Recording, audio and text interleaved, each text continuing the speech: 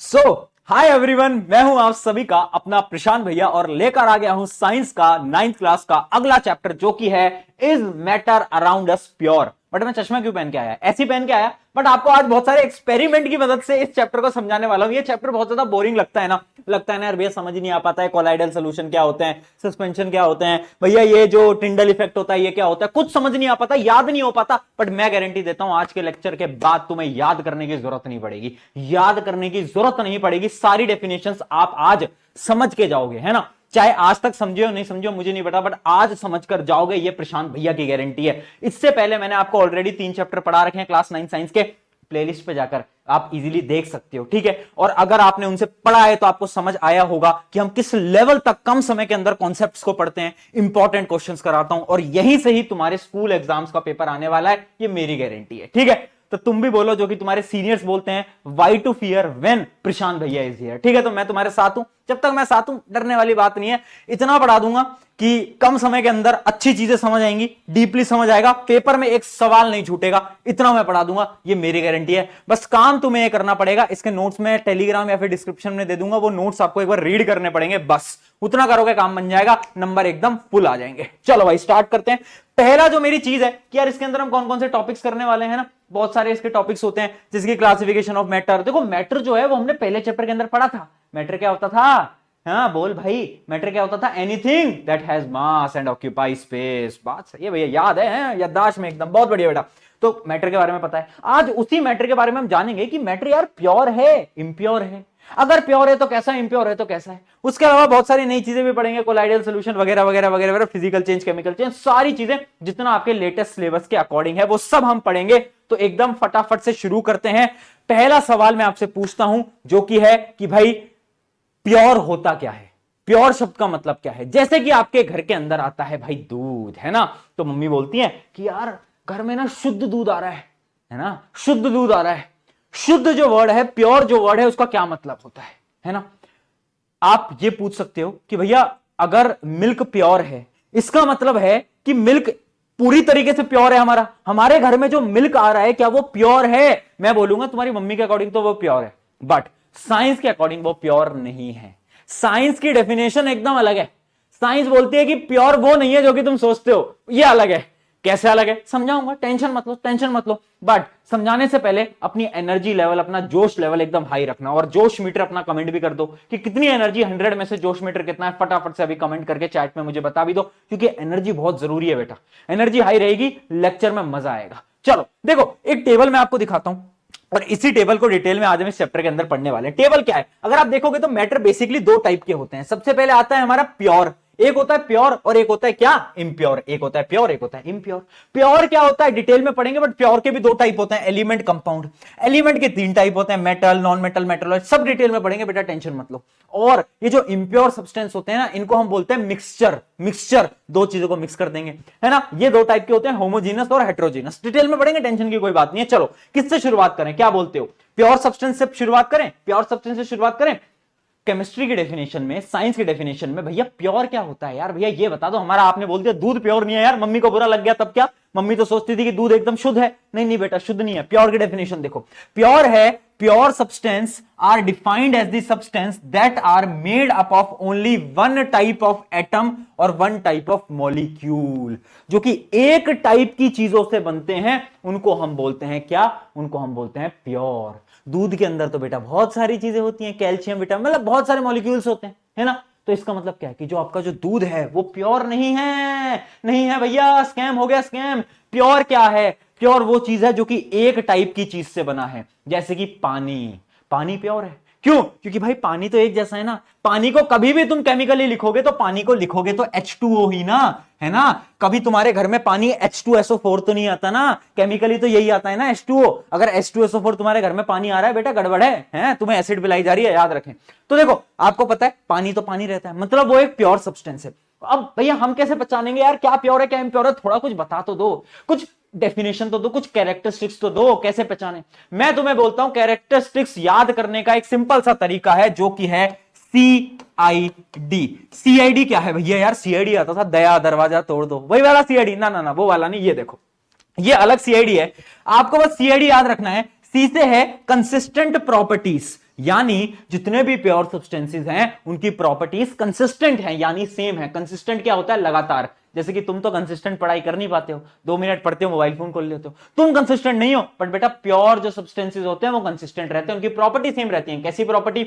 जैसे कि यार उनका boiling point, melting point, density, colour सब कुछ सेम रहता है, बदलते नहीं है, बदलते नहीं है, ठीक है, ये एकदम सेम रहते हैं। आई से क्या है बेटा? आई से है इनसेपरेबिलिटी। ध्यान से देखना, इनसेपरेबिलिटी का मतलब क्या है? अलग अलग नहीं हो पाते फिजिकल मीडियम से। इमेजिन करो तुम्हारे पास पानी है, पानी क्या है? H2O। अब मैं तुम्हें बोलूं इस पानी का हाइड्रोजन मुझे अलग कर दे, ऑक्सीजन मुझे अलग कर दो, और वो भी किसी फिजिकल प्रोसेस से, मतलब केमिस्ट्री का यूज मत करो, केमिकल प्रोसेस का यूज मत करो, फिजिकल प्रोसेस से कर दो। तू पानी को खींच और बोल उसको कि यार हाइड्रोजन मेरे पास आ जा, ऑक्सीजन मेरे पास आ जा, आएगा कभी? नहीं आएगा भाई। कैसी बात कर रहे हो भैया, पॉसिबल ही नहीं है। वही तो बात है। मतलब याद रखना कि जो प्योर सब्सटेंसेस होते हैं वो इनसेपरेबल होते हैं बाय फिजिकल। क्या? By physical mean. कोई भी फिजिकल प्रोसेस से उन्हें अलग नहीं किया जा सकता। अगला देखते हैं, अगला है डी से क्या है? डेफिनेट कंपोजिशन, यानी उनका एक डेफिनेट और यूनिफॉर्म कंपोजिशन होता है ना, है ना। जैसे कि आप देख सकते हो, अगर आप H2O को देखो तो 2 हाइड्रोजन 1 ऑक्सीजन से कंबाइंड हैं। तो ये क्या है? ये कंपोजिशन है कि 2 हाइड्रोजन हमेशा 1 ऑक्सीजन से कंबाइन होंगे। कभी ऐसा नहीं होगा कि 4 हाइड्रोजन 1 ऑक्सीजन से कंबाइन हो रहे हैं, ऐसा कभी नहीं हो सकता। हमेशा होगा तो ऐसा ही। तो एक डेफिनेट कंपोजिशन होता है। तो याद रखेंगे CID। कोई भी पूछे चलते फिरते कि भाई बता दो यार प्रॉपर्टीज हैं प्योर सब्सटेंस की, तो बोल देना CID, काम खत्म। चलो आगे बढ़ते हैं। अब देखते हैं कि भैया प्योर सब्सटेंसेस कितने टाइप के होते हैं। 2 प्रकार के होते हैं, 2 प्रकार के। कौन से 2 प्रकार हैं? पहला है अपना एलिमेंट और दूसरा अपना कंपाउंड। एलिमेंट क्या है? एलिमेंट है बेटा तुम्हारी तरह जिंदगी में अकेला, तन्हा, इसके पास कोई और नहीं है, बेचारा अकेला है। कैसे? देखते हैं। एलिमेंट जो है, element is basic form of matter that can not be broken down into simpler substances by chemical reaction. Element वो है जो कि हमेशा अकेला है, और जो अकेला होता है ना बेटा उसको कोई तोड़ नहीं सकता, है ना। जो जिंदगी में अकेला है उसको कोई तोड़ नहीं सकता, क्योंकि उसके पास कुछ खोने को नहीं है। सिमिलरली जो अकेला अपना एलिमेंट होता है, जैसे कि मान लो अकेला आयरन है, अब आयरन को तुम और ब्रेक डाउन नहीं कर सकते, आयरन हमेशा आयरन ही रहेगा। चाहे आयरन को तुम ऐसे तोड़ दो, 2 टुकड़ों में कन्वर्ट कर दो, बट आयरन तो आयरन ही रहेगा, आयरन बदल नहीं सकता, ठीक है। तो क्या होता है एलिमेंट? एलिमेंट वो होता है जो कि एक बेसिक फॉर्म है मैटर की, जो कि कभी भी तोड़ी नहीं जा सकती। सारे एलिमेंट्स होते हैं, आयरन होता है, गोल्ड होता है, सिल्वर होता है, सारे आपके जितने भी एलिमेंट्स होते हैं। आगे देखते हैं कंपाउंड्स। कंपाउंड्स क्या होते हैं? कंपाउंड्स होते हैं बेसिकली 2 या 2 से ज्यादा एलिमेंट्स जब आ जाते हैं, साथ में मिल जाते हैं, उसको हम बोलते हैं क्या? कंपाउंड। जैसे कि पानी, पानी में देखो हाइड्रोजन एक एलिमेंट, ऑक्सीजन एक एलिमेंट, दोनों आकर मिल गए, क्या बनाया? पानी। यानी ये क्या है? ये है अपना कंपाउंड। ऐसे ही एक और एग्जांपल देता हूं, CO2, ये भी क्या है? अपना कंपाउंड। एलिमेंट, कंपाउंड, डिफरेंस, समझ आ गया। अभी और डिटेल में पढ़ेंगे कंपाउंड के बारे में, बट सबसे पहले इस एलिमेंट भैया को उठाते हैं और इनसे बातचीत करते हैं। भाई कैसे हो? हाँ भाई कैसे हो? चल रहे हो? क्या तुम्हारी जिंदगी में चल रहा है? तो चलो सबसे पहले एलिमेंट को देखते हैं अपन। देखो एलिमेंट बेसिकली 3 टाइप के होते हैं। कौन कौन से? एक होता है हमारा मेटल, एक होता है अपना नॉन मेटल, और एक होता है अपना मेटलॉइड्स। मेटल क्या होते हैं? अरे यार सबको मालूम है यार भैया, ये क्या बता रहे हो, बट बताना पड़ता है। देखो अगर आप इस पीरियोडिक टेबल को देखोगे, देखो पीरियोडिक टेबल याद करने की जरूरत नहीं है, बहुत सारे ट्यूशंस के अंदर याद कराया जाता है, बट नहीं याद करते कोई फर्क नहीं पड़ता। हाँ 11th में जाकर याद करनी पड़ेगी, बट अभी कोई याद मत करो, चल जाएगा। मेटल्स क्या होते हैं? जैसे आप ये देख सकते हो, ये जो पूरी लाइन है, ये जो पूरी लाइन है, ये क्या है? ये आपके मेटल्स हैं। और नॉन मेटल्स कहां पर है? यहां पर। और जो बीच में है वो क्या है? वो है मेटलॉइड्स। तो मेटल्स क्या होते हैं? बेसिकली मेटल्स की कुछ प्रॉपर्टीज होती हैं, है ना। हम कैसे पहचानेंगे कि मेटल है या नॉन मेटल? अगर मान लो मैं तुम्हें कुछ दे दूं और मैं तुमसे बोलूं कि बताओ ये मेटल है या नॉन मेटल, तो तुम कैसे पहचानोगे? तो चलो कुछ प्रॉपर्टीज को डिस्कस करते हैं। सबसे पहले मेटल की प्रॉपर्टी देखते हैं। पहली प्रॉपर्टी, मेटल इज लस्ट्रस, यानी शाइनी। देखा है ना, आयरन, आयरन क्या होता है? चमकता है, थोड़ा बहुत तो चमकता है। सिल्वर चमकता है, गोल्ड चमकता है, क्या ये सब मेटल हैं? मेटल तो मेटल शाइनी होता है मेजरली, ठीक है। उसके अलावा metal conduct heat and electricity. आपकी जो वायर होती है ना बेटा, शॉक लगा, वो पता है किसकी बनी होती है? कॉपर की। कॉपर क्या है? कॉपर है एक मेटल। बहुत बढ़िया। तो क्या होता है? हीट एंड इलेक्ट्रिसिटी को कंडक्ट करता है। उसके अलावा मेटल है सिल्वर ग्रे या फिर गोल्ड येलो कलर, यानी या तो सिल्वर ग्रे कलर का होता है जैसे कि आपका आयरन, या फिर उसका जो कलर होता है वो कैसा होता है? आपका येलो कलर होता है, येलो गोल्डन, मतलब गोल्ड टाइप का कलर, ठीक है। चलो अब देखो 3 और मोस्ट इंपॉर्टेंट प्रॉपर्टीज हैं। ये 3 प्रॉपर्टीज बहुत इंपॉर्टेंट है, स्टार मार्क कर लो, यहां से सवाल पक्का आता है। पहली प्रॉपर्टी है मैलिएबिलिटी, दूसरी है डक्टिलिटी, और तीसरी है हमारी सोनोरस। सोनोरस है ना। तीन मेन प्रॉपर्टीज हैं हमारी मेटल की, जिसको मैं बोलता हूं एसडीएम। एसडीएम नहीं होता, सब डिस्ट्रिक्ट मजिस्ट्रेट होते हैं ना, जो कि आपके डिस्ट्रिक्ट के एक सब मजिस्ट्रेट होते हैं, वैसे एसडीएम। एसडीएम से याद कर सकते हैं तीन मेजर प्रॉपर्टीज। पहली क्या है, एच से है सोनोरस। सोनोरस का क्या मतलब होता है, तुम्हारे स्कूल में वो पुराने जमाने वाली बेल लगी हुई है, हमारे में तो थी जब मैं स्कूल जाता था, वो आते थे एक भैया और वो टन टन टन टन टन टन करते थे, है ना। तो मेटल को जब मारा जाता है तो मेटल एक आवाज देता है, एक साउंड देता है। नॉन मेटल नहीं देता। नॉन मेटल क्या होता है, नॉन मेटल होता है, इमेजिन करो कार्बन, कार्बन को मारोगे तो कार्बन टूट जाएगा, है ना, सिर्फ मेटल देता है। तो यानी मेटल ऑलवेज प्रोड्यूसेस अ रिंगिंग साउंड, जब भी मारते हैं तो रिंगिंग साउंड बनाता है, उसको हम बोलते हैं सोनोरस। ठीक है, अगला देखते हैं। अगला है हमारा डी से डक्टिलिटी। डक्टिलिटी क्या होता है, it is the property of a metal to get converted into wire. मतलब एक मेटल को लो और उसको एक पतली वायर के अंदर कन्वर्ट कर दो, उसको हम बोलते हैं क्या, उसको हम बोलते हैं क्या, डक्टिलिटी। लास्ट प्रॉपर्टी आ जाती है हमारी मेलेबिलिटी। मेलेबिलिटी क्या होती है, एक मैंने मेटल को लिया, मैं लाया हथौड़ा, ठीक है, थॉर वाला हथौड़ा, और ले मैंने मारा जोर जोर से, जोर जोर से, और मैंने उसको पतली थिन शीट्स के अंदर कन्वर्ट कर दिया। अगर मैंने कर दिया तो क्या होगा, उसकी प्रॉपर्टी बन जाएगी क्या, मेलेबिलिटी। मेलेबिलिटी का क्या मतलब होता है, we can hammer metals and form it into thin sheets, यानी property of metal to get converted into thin sheets. तो याद रखेंगे SDM are the three major properties of metal. और ये सिर्फ मेटल के पास है, नॉन मेटल को नहीं देता है प्रॉपर्टी, ना ना ना ना ना, नॉन मेटल नहीं है, नॉन मेटल के पास इन तीनों में से कोई भी प्रॉपर्टी नहीं होती, कोई प्रॉपर्टी नहीं होती। चलो नॉन मेटल के बारे में बात कर लेते हैं। Non metal they display variety of colours, बहुत अलग अलग कलर के होते हैं नॉन मेटल। उसके अलावा दे आर पुअर कंडक्टर, एक तो कंडक्ट नहीं करते इलेक्ट्रिसिटी को, हीट को, किसी को कंडक्ट नहीं करते भैया। उसके अलावा क्या है, they are not lustrous, sonorous, malleable, तीनों में सब कुछ भी नहीं है भैया। एग्जाम्पल क्या है, कार्बन है, ऑक्सीजन है, नाइट्रोजन है, ये सब क्या है, जो गैस आप देख रहे हो ये सब क्या है, ये सब है आपके नॉन मेटल्स। ठीक है, अब लास्ट आ जाता है मेटोलॉइड। मेटोलॉइड कुछ नहीं है, देख ये मेटल, ये नॉन मेटल, बीच में बेचारा मेटोलॉइड फंस गया। तो मेटोलॉइड को एक हाथ से मेटल खींच रहा है, एक से नॉन मेटल, तो कभी वो मेटल की प्रॉपर्टी दिखा रहा है, कभी नॉन मेटल की दिखा रहा है, कभी मेटल की, कभी नॉन मेटल की। ये डांस क्यों कर रहा हूं मैं ठीक है, तो मेटलॉइड क्या होता है, element that having intermediate properties between those of metal and non metal are called metalloid. ठीक है, यहां तक क्लियर है। चलिए आगे बढ़ते हैं। एग्जाम्पल क्या है, एग्जाम्पल है बोरोन, सिलिकॉन, जर्मेनियम, ये इसका एग्जाम्पल है, एग्जाम्पल याद रखना बेटा। चलिए आगे बढ़ते हैं। अब आ जाता है कंपाउंड। कंपाउंड बहुत इंपॉर्टेंट है और कंपाउंड की properties are really very important. Double star mark कर लेना, सवाल आएगा पेपर के अंदर, फिर तुम बोलोगे प्रशांत भैया ने पेपर लीक कर दिया। लीक नहीं करा, पहले ही बताया था कि ये क्वेश्चन आएगा। ठीक है, अब सुन लो कंपाउंड क्या है। जब हमने दो या दो से ज्यादा एलिमेंट को मिलाया तो उनकी एक प्रॉपर्टी आ गई, जो उन्होंने एक नया एक कुछ बनाया जिसको हमने क्या नाम दिया, जिसको हमने नाम दिया कंपाउंड। ठीक है, अब यहां पर एक चीज आपको याद रखनी है, इसकी डेफिनेशन में एक गलती हर एक बच्चा करता है। देखना definition, it is the substance that consist of two और more substances chemically combined together in fixed proportion. ये जो है ना, ये लाइन बहुत इंपॉर्टेंट है। मतलब जब कंपाउंड बनते हैं ना तो फिक्स्ड प्रोपोर्शन में होते हैं। मतलब मान लो दो एलिमेंट हैं, वो दोनों एलिमेंट जब मिलेंगे ना तो वो एक फिक्स्ड प्रोपोर्शन के अंदर मिलेंगे कि ये एलिमेंट आएगा और ये 2 ग्राम मिलेगा, ये एलिमेंट आएगा ये 4 ग्राम मिलेगा, और दोनों ने मिलकर एक नया कंपाउंड बनाया। मतलब एक फिक्स्ड प्रोपोर्शन है। अगर वो प्रोपोर्शन फिक्स्ड नहीं होगा तो कंपाउंड नहीं बनेगा। कंपाउंड हमेशा तब मिलेगा जब एक फिक्स्ड प्रोपोर्शन होगा। ये समझ नहीं आया, एक एग्जांपल से समझाओ। एग्जांपल से समझते हैं, हम पानी के एग्जांपल से समझते हैं कि मैं क्या कहना चाह रहा हूं। चलो पानी के एग्जांपल से समझते हैं। देखो पानी एक कंपाउंड है, सबको मालूम है। अब देखो पानी जब बन रहा होता है ना तो एक यूनिट होता है, ध्यान से समझना। हाइड्रोजन का जो मास होता है वो होता है 1 AMU। अगर तुम्हें अभी AMU नहीं पता टेंशन मत लो, 11th में जाकर पढ़ते हो, अभी बस समझ लो। ठीक है, और ऑक्सीजन का होता है 16 AMU।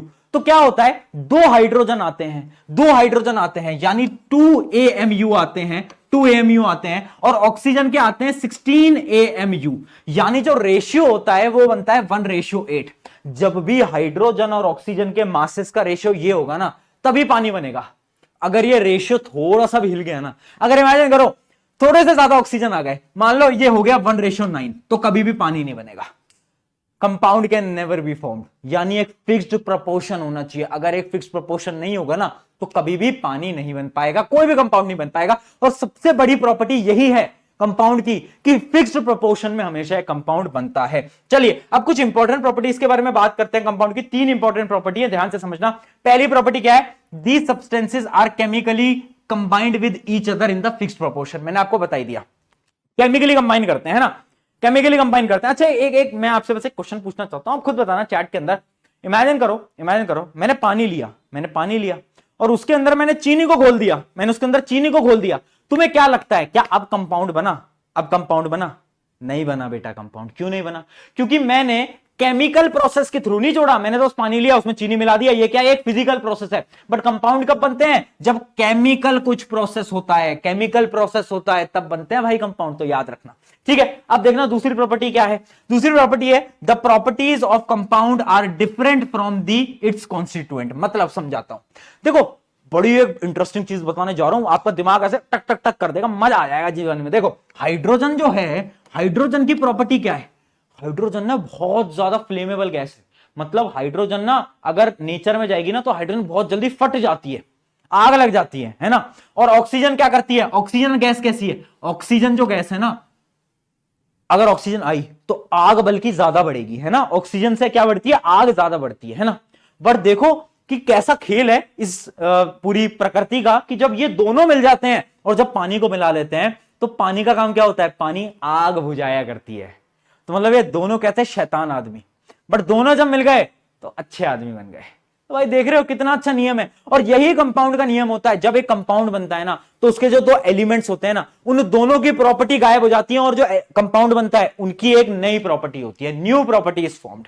और लास्ट देखते हैं, the component of the compound can only be separated by chemical processes। यानी अगर मुझे अब H2O में से हाइड्रोजन और ऑक्सीजन को अलग करना है तो मैं फिजिकल प्रोसेस से नहीं कर सकता, मुझे कोई केमिकल प्रोसेस लगाना पड़ेगा। जैसे एक प्रोसेस होता है इलेक्ट्रोलाइसिस, 10th में जाकर पढ़ोगे, अभी मत पढ़ो, ठीक है। समझ गए? 3 पॉइंट याद रखेंगे, ये तीनों पॉइंट बहुत ज्यादा इंपॉर्टेंट है। यही 3 प्रॉपर्टीज हैं कंपाउंड की याद रखेंगे। चलो आगे बढ़ जाते हैं फटाफट से, ये आपको मैंने बता दिया है। अब आपके मन में एक सवाल, और ये सवाल मेरा आपसे है, classify the following into element, compound and mixture. जल्दी से करें। सोडियम क्या है? सोडियम एक प्रकार का मेटल है, तो ये क्या है बेटा? ये है एलिमेंट। इस पे लगा दूं ई, ये है एलिमेंट, ठीक है बेटा। फिर है सॉइल क्या होता है? सॉइल कोई कंपाउंड है, कोई मिक्सचर है? अरे यार भैया मिक्सचर क्या होता है ये तो बता दो पहले। चलो इस क्वेश्चन को अपन करते हैं, बट उससे पहले आपको एक बार पहले मिक्सचर बता देता हूं कि ये मिक्सचर क्या चीज है। अभी हमने पढ़ा कि भाई एलिमेंट क्या है, अभी हमने पढ़ा कंपाउंड क्या है ना। बट भैया वो मिक्सचर क्या होता है? चलो पहले हम मिक्सचर देख लेते हैं भैया, उसके बाद इस कहानी को समझेंगे। फटाफट से आते हैं मिक्सचर की तरफ। देखो मिक्सचर क्या होता है? Mixture is a impure substance. एक था प्योर, एक था इम्प्योर। जो इम्प्योर है ना वो क्या है? वो है हमारा मिक्सचर। समझ पाए? इम्प्योर क्या है? इम्प्योर है हमारा मिक्सचर, ठीक है। मिक्सचर की डेफिनेशन पढ़ते हैं। If 2 or more substances or element compounds are mixed together in any proportion, किसी भी प्रोपोर्शन में अगर हमने मिक्स करा और उसमें कोई केमिकल चेंज नहीं हुआ, सिर्फ फिजिकल चेंज हुआ, तो उसको हम बोलते हैं क्या? मिक्सचर। क्या? मिक्सचर। यानी मैंने पानी लिया, चीनी ली या फिर नमक लिया, मिला दिया, क्या बन गया? मिक्सचर बन गया। मिक्सचर, नमक लिया मिला दिया, पानी के अंदर मैंने मिट्टी मिला दी, क्या बन गया? मिक्सचर। तो मिक्सचर क्या होता है बेटा? मिक्सचर बेसिकली देखो, मिक्सचर के अंदर आप ध्यान से अगर समझो तो कंपाउंड क्या था? कंपाउंड था 2 या 2 से ज्यादा एलिमेंट केमिकली कंबाइन करे तो कंपाउंड बनाया। मिक्सचर कैसे बना? मिक्सचर में कोई केमिस्ट्री नहीं है, मिक्सचर में कोई केमिकल कंपाउंड नहीं है, उसमें क्या कर रहे हैं हम? 2 सब्सटेंसेस को ले रहे हैं, आपस में मिला दे रहे हैं, कोई डेफिनेट प्रोपोर्शन नहीं है, कैसे भी मिला देना है कि भाई ले 40 ग्राम मिला दे, 50 ग्राम मिला दे, 60 ग्राम मिला दे, है ना, कोई प्रोपोर्शन नहीं है, उसको हम बोलते हैं मिक्सचर। अभी मिक्सचर और कंपाउंड में डिफरेंस भी बताऊंगा, बट पहले हम देखते हैं कि मिक्सचर कितने प्रकार के होते हैं। 2 प्रकार के होते हैं, एक होता है होमोजीनस और एक होता है हेट्रोजीनस। भैया होमो क्या है, हेट्रो क्या है? देखो होमो शब्द से ही तुझे समझ आ रहा होगा कि इसमें एक जैसे पार्टिकल्स होंगे, और हेट्रो में तुझे समझ आ रहा होगा कि इसमें अलग अलग पार्टिकल होंगे। पहले डेफिनेशन पढ़ते हैं, फिर एक छोटा सा एक्सपेरिमेंट भी कर लेंगे। आओ यार देखते हैं। देखो सबसे पहले आप समझना, बहुत ज्यादा इंपॉर्टेंट चीज है कि देखो होमोजीनस क्या होता है? Components are uniformly mixed with no visible boundaries. मतलब जब मैंने चीनी को पानी में मिलाया तो पूरी मिल जाती है ना। फिर क्या तुम देख सकते हो कि पानी के अंदर चीनी कहां है? नहीं देख सकते ना भाई, नहीं देख सकते। तो वो मिक्सचर जिसके अंदर पूरी तरीके से इवनली मिक्सिंग हो जाती है, इवन मिक्सिंग, है ना, उसको हम क्या बोलते हैं, उसको हम बोलते हैं होमोजीनियस। हेट्रोजीनियस क्या होता है, compound are not uniformly mixed. अगर मैं मिट्टी लूं, पानी में मिलाऊं, तो मिट्टी मिलेगी पानी में, नहीं मिलेगी, नहीं मिलेगी, है ना, यूनिफॉर्मली नहीं मिलेगी। उसको हम क्या बोलेंगे, उसको हम बोलेंगे हेट्रोजीनियस मिक्सचर। चलो एक बार हम ट्राई करते हैं, एक बार ट्राई करके देखते हैं, लाया जाए, फटाफट से लाया जाए, एक मिनट जल्दी से चीनी को लाया जाए। ये रही भाई मेरे हाथ में चीनी, ये रही मेरे हाथ में कांच का ग्लास। अब ये कांच का वो वाला ग्लास नहीं है बेटा जो तुम सोच रहे हो, ये देखो चीनी है, ये चीनी है, और इसको अब मैं मिलाने जा रहा हूं। दिख रही है ना बेटा चीनी व्हाइट कलर की, हाँ बहुत बढ़िया, चीनी को मैंने मिला दिया। अब ये चीनी तो बहुत ज्यादा हो गई है, बट ये मिलेगी, जब ये पूरी की पूरी चीनी इसके अंदर मिल जाएगी तो क्या होगा। अभी तो ये चीनी मैंने थोड़ी ज्यादा ही डाल दी है, तो मुझे ऐसा लग रहा है कि ये तो जमी जाएगी नीचे, बट ठीक है। तो मतलब आप समझ रहे हो कि ये चीनी जब मैं मिलाऊंगा, पूरी तरीके से घुमाऊंगा, तो क्या होगा कि ये पूरी तरीके से इसके अंदर क्या करेगी, मिल जाएगी। और जब ये पूरी तरीके से इसके अंदर मिल जाएगी, तो क्या मैं अलग अलग कर सकता हूं कि चीनी कहां है, पानी कहां है, नहीं कर सकता। समझ पाए मेरी बात को, समझ पाए कि होमोजीनस मिक्सचर क्या है, जिसमें कि हमने अलग अलग चीजों को हम सेपरेट नहीं कर सकते, हम मिक्स कर देते हैं, इवनली मिक्स हो जाता है। एक तो चीनी लेकर आया हूं मैं यार मम्मी से मांग के लाया हूं, बच्चों को एक एक्सपेरिमेंट कराना है, मम्मी यार वो चीनी दे दो, है ना। एक तो यार मुझे एक बात बताओ, ये तुम्हारे साथ भी होता है क्या, ये मम्मी के पास होती है एक सुपर पावर। आज मुझे शर्ट पहननी थी, है ना, वीडियो के लिए, तो मैंने बोला कि मैं गया ढूंढ रहा, शर्ट नहीं मिल रही। फिर मैंने बोला, मम्मी को आवाज लगी, मम्मी मेरी शर्ट कहां है, शर्ट नहीं मिल रही। मम्मी ने बोला वही तो है। अरे वही कहां, देख तो रहा हूं इतनी देर से। और उसके बाद मम्मियां देती है धमकी कि अगर मैं आ गई और मुझे मिल गई तो। अब यार धमकी देने डर जाते हैं अपन, फिर देखते हैं, फिर तुम गुस्सा करते हो, नहीं है कहीं पर भी देख ली सारी जगह, आप पता नहीं मेरे सामान को कहां रख देते हो। फिर मम्मी आती है, और ये जो कपड़े होते हैं ना, ये अपने साथ गेम खेल रहे हैं, ये अपन को बता नहीं रहे हैं, ये छुप जाते हैं। और जैसे ही मम्मी आती हैं तो ये कपड़े बाहर आ जाते हैं। मम्मी आई, बोला कौन सी शर्ट चाहिए, मैंने कहा वो ब्लैक ब्लू कलर की है ना, वो चाहिए। मम्मी ने निकाला, ये तो रही। अरे ये क्या हुआ भाई, ये कैसे निकाली। तो ऐसा होता है यार, पता नहीं क्या सीन है, मम्मी लोगों को कैसे पता चलता है पता नहीं, बट हाँ, तो मम्मी से मैं लेकर आया, तो ये क्या था, ये था अपना होमोजीनस। तो होमोजीनस आप समझे, component are uniformly mixed with no visible boundaries. कोई बाउंड्री नहीं थी, मैं अलग अलग नहीं कर सकता। अगर मैंने पानी में चीनी को घोल दिया ना बेटा, तो उसके बाद हम ढूंढ नहीं सकते कि भाई चीनी कहां है, पानी कहां है, ठीक है। उसके अलावा क्या है, पार्टिकल्स जो है वो यूनिफॉर्मली डिस्ट्रीब्यूट हो जाते हैं, can not be separated by physical mean.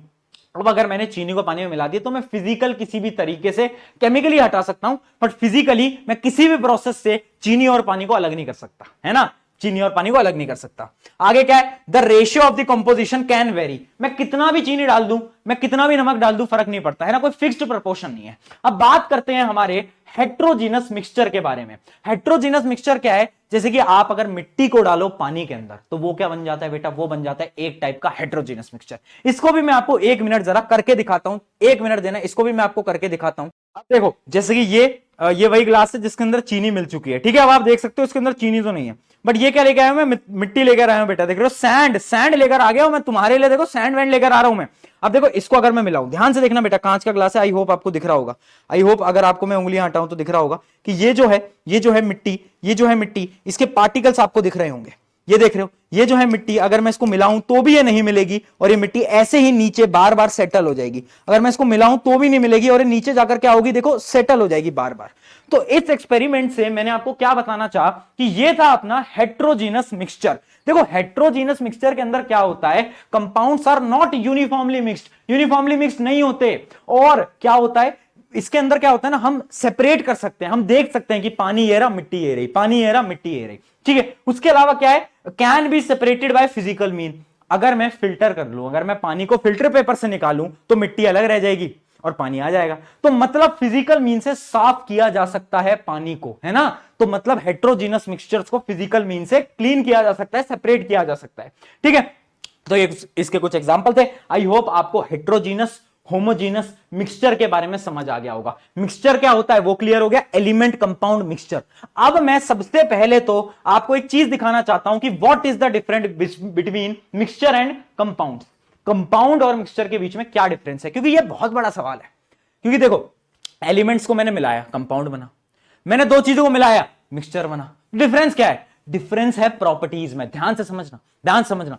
पहले ही प्रॉपर्टी क्या है, formed by physical mixing two और मोर सब्सटेंस। मिक्सचर कैसे मिल रहा है, फिजिकली मिला ले रहा हूं, बट कंपाउंड कैसे बन रहा है, केमिकली बाउंड होता है। कंपाउंड कैसे बन रहा है, केमिकली कंबाइन हो रहा है, ठीक है। अगला क्या है, ये एक प्रकार का इम्प्योर सब्सटेंस होता है, ये एक प्रकार का प्योर सब्सटेंस होता है। इसमें जो कॉम्पोजिशन होता है मिक्सचर में वो क्या होता है, वेरिएबल होता है, अलग अलग होता है। किसी भी, कितनी मिट्टी मिला लूं, कितनी चीनी मिला लूं, फर्क नहीं पड़ता, बट यहां पर फर्क पड़ता है। ठीक है, जब एक कंपाउंड बन रहा है तो फिक्स्ड प्रोपोर्शन में बनता है। अगला क्या है, इट कैन बी होमोजीनस और हेट्रोजीनस, बट कंपाउंड्स हमेशा क्या होंगे, होमोजीनस। याद रखना, compounds will always be homogeneous. जैसे कि पानी, पानी होमोजीनस है। आगे देखते हैं, can be separated by physical mean, ये भी अपने जो है मिक्सचर्स फिजिकल मीन से सेपरेट कर सकते हैं, अभी बताया, बट ये नहीं हो सकते। Compounds can never be separated, याद रखना। अगला देखते हैं, constituents retain their individual properties, यानी देखो अगर मैं चीनी को पानी में मिलाऊं तो चीनी की प्रॉपर्टी नहीं जाएगी। चीनी की प्रॉपर्टी क्या है, मीठा करना, पानी को वो मीठा कर देगी, तो मतलब प्रॉपर्टी में कोई बदलाव नहीं आया। बट जब मैंने हाइड्रोजन ऑक्सीजन को मिलाकर पानी मिलाया, पानी जब मैंने बनाया था तो हाइड्रोजन और ऑक्सीजन की दोनों की प्रॉपर्टी बदल गई थी, है ना, है ना, और पानी की एक डिफरेंट प्रॉपर्टी है।